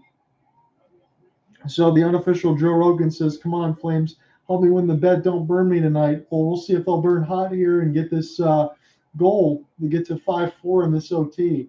So we'll see what the lines are going to end up being. We know usually what they are for the Rangers. Usually have Panarin, Zibanejad, Adam Fox. That's usually their first line side. And again, I don't say this lightly in the sense of what the Rangers can provide. That's about as good of a 3-on-3 as you can have. And because Zibanejad is always very appropriated as far as his defensive coverage. He will not try to make the humongous play, but once the puck gets on his stick, he can definitely end it. So he's very calm about what he's going to do there as far as when he's going to pick his spots to go. So Mika Zibanejad is one of the best. So I would say probably Zibanejad. And on the other side for the Calgary Flames, I'm going to go and say a name that I think has been pretty on top of mind there. I've seen Rasmus Andersson win one in OT. How about Rasmus Andersson does it again? I think Rasmus Andersson's the guy for the Calgary Flames. But what say everybody else? So 3-on-3 is going to be upcoming as Darryl Sutter just looks up in the scoreboard now. Again, he's got a few words that he wants to say with the assistant coaches. Everybody's got their assignments and everything else underway. And again, that's great. But in a game like this, I mean, there's been so much skill on both sides, so much physicality. Who knows? So Backlund, Lindholm, and Anderson will be sit up there, and it's going to be Chytil, Panarin, and Fox. So I think that's a good mix between both of these coaches. So you don't have the heavy artillery right out front. As this gets picked up now by the faceoff win here for the right Flames. And now Rasmus Andersson quickly with the pass. He finds Lindholm near the left circle. Gives it to Rasmus. Rasmus will take his time near the left circle. Now Backlund has puck possession. This gets centered out in between the blue paint, picked up now by Rasmus Andersson. Backlund's not going to be able to get to this in time. So this will go to Adam Fox. And if you have a ticket at MSG right now, I am jealous. Artemi Panarin off the 2-on-2. It was fought out by the stick shaft of Markstrom. Both teams are 3-6 in OT. And a Fox! Oh, the shot gets blocked off the dive for Markstrom. And now it's back with the Rangers. That should have been a goal. But the Rangers have it now. Saved by Panarin. Saved again by Markstrom. And he falls on it. Boy, oh boy, it was an open net for Filip. Open season to win the game. And the Flames dodge the bullets as this one goes off the right pad. It was collected by Panarin. Spun around by Fox. He tried to set it up. Great block ahead there by the Flames. That was Elias Lindholm that kept it alive. As we're still playing here with 4:12, as that was an open net. So 32 shots to 31. Mika Zibanejad now here for Chytil. Zibanejad trying to get to it now. Zadorov will get to it in his own end. He's being hided there by Chris Kreider. Zadorov. Now Zibanejad gets the steal. Now this will go back to Nazem Kadri, and he'll play it to Big Nikita Zadorov. 3:45 left to go in this OT. Kadri, he shoots it near the left side post. And that one will go all the way back here for Zadorov. Zadorov will hold. Make the pass across the red line now. Here's Kadri. Goes into the traffic. That was a good design, but now the blue shirts, they have a race for the puck. It's Alexei Lafreniere off the 2-on-1 cross pass. Oh, a piece of it for Markstrom. Scores! What a goal for the Rangers! Alexei Lafreniere wins it in overtime. My goodness, what a game this was. I can hardly believe it. But the Rangers win it in OT. Extra hockey. How about extra sensational regular season game between these two? It's a 5-4 final for the Blue Shirts. Unbelievable regular season contest. And thank you to everybody that has joined in. This has been a sensational game. And I really don't know what else to say about it. This has been the best regular season game of the year. There has been so many near misses, near chances, and Markstrom throws the twig after he breaks it in half. He made a spectacular save with the right glove hand, but he just couldn't get all the way across to get the definitive save. Lafreniere, he located it. Zadorov couldn't get a piece of it off of the second opportunity. It's a tough luck loss there for the Calgary Flames, but it was a hell of an effort in the third period just to get them back to the point to get into this OT. But a great goal there for Mika Zibanejad from Panarin, and now on the end of it, Alexei Lafreniere finishes it off. And my goodness, a 5-4 final for the New York Rangers over the Calgary Flames tonight. Thank you so much for Cooper Hopkins joining me in the first two periods of it. We will be back together on the Thursday side between the Flames and the Red Wings, between both of our favorite teams. So it gives us a chance to split the broadcasting opportunities. And I will get some voice and rest for the vocal cords, as I'll have a color assignment with Griffin Cass tomorrow in between the Oklahoma City Thunder and the Los Angeles Lakers, as we get the look for LeBron James and the goals and the point streak there, as far to see if he can break Kareem Abdul-Jabbar's record. So I will see you tomorrow. This game has been so good, I almost don't want to sign off, but I will talk to you guys soon. Peace.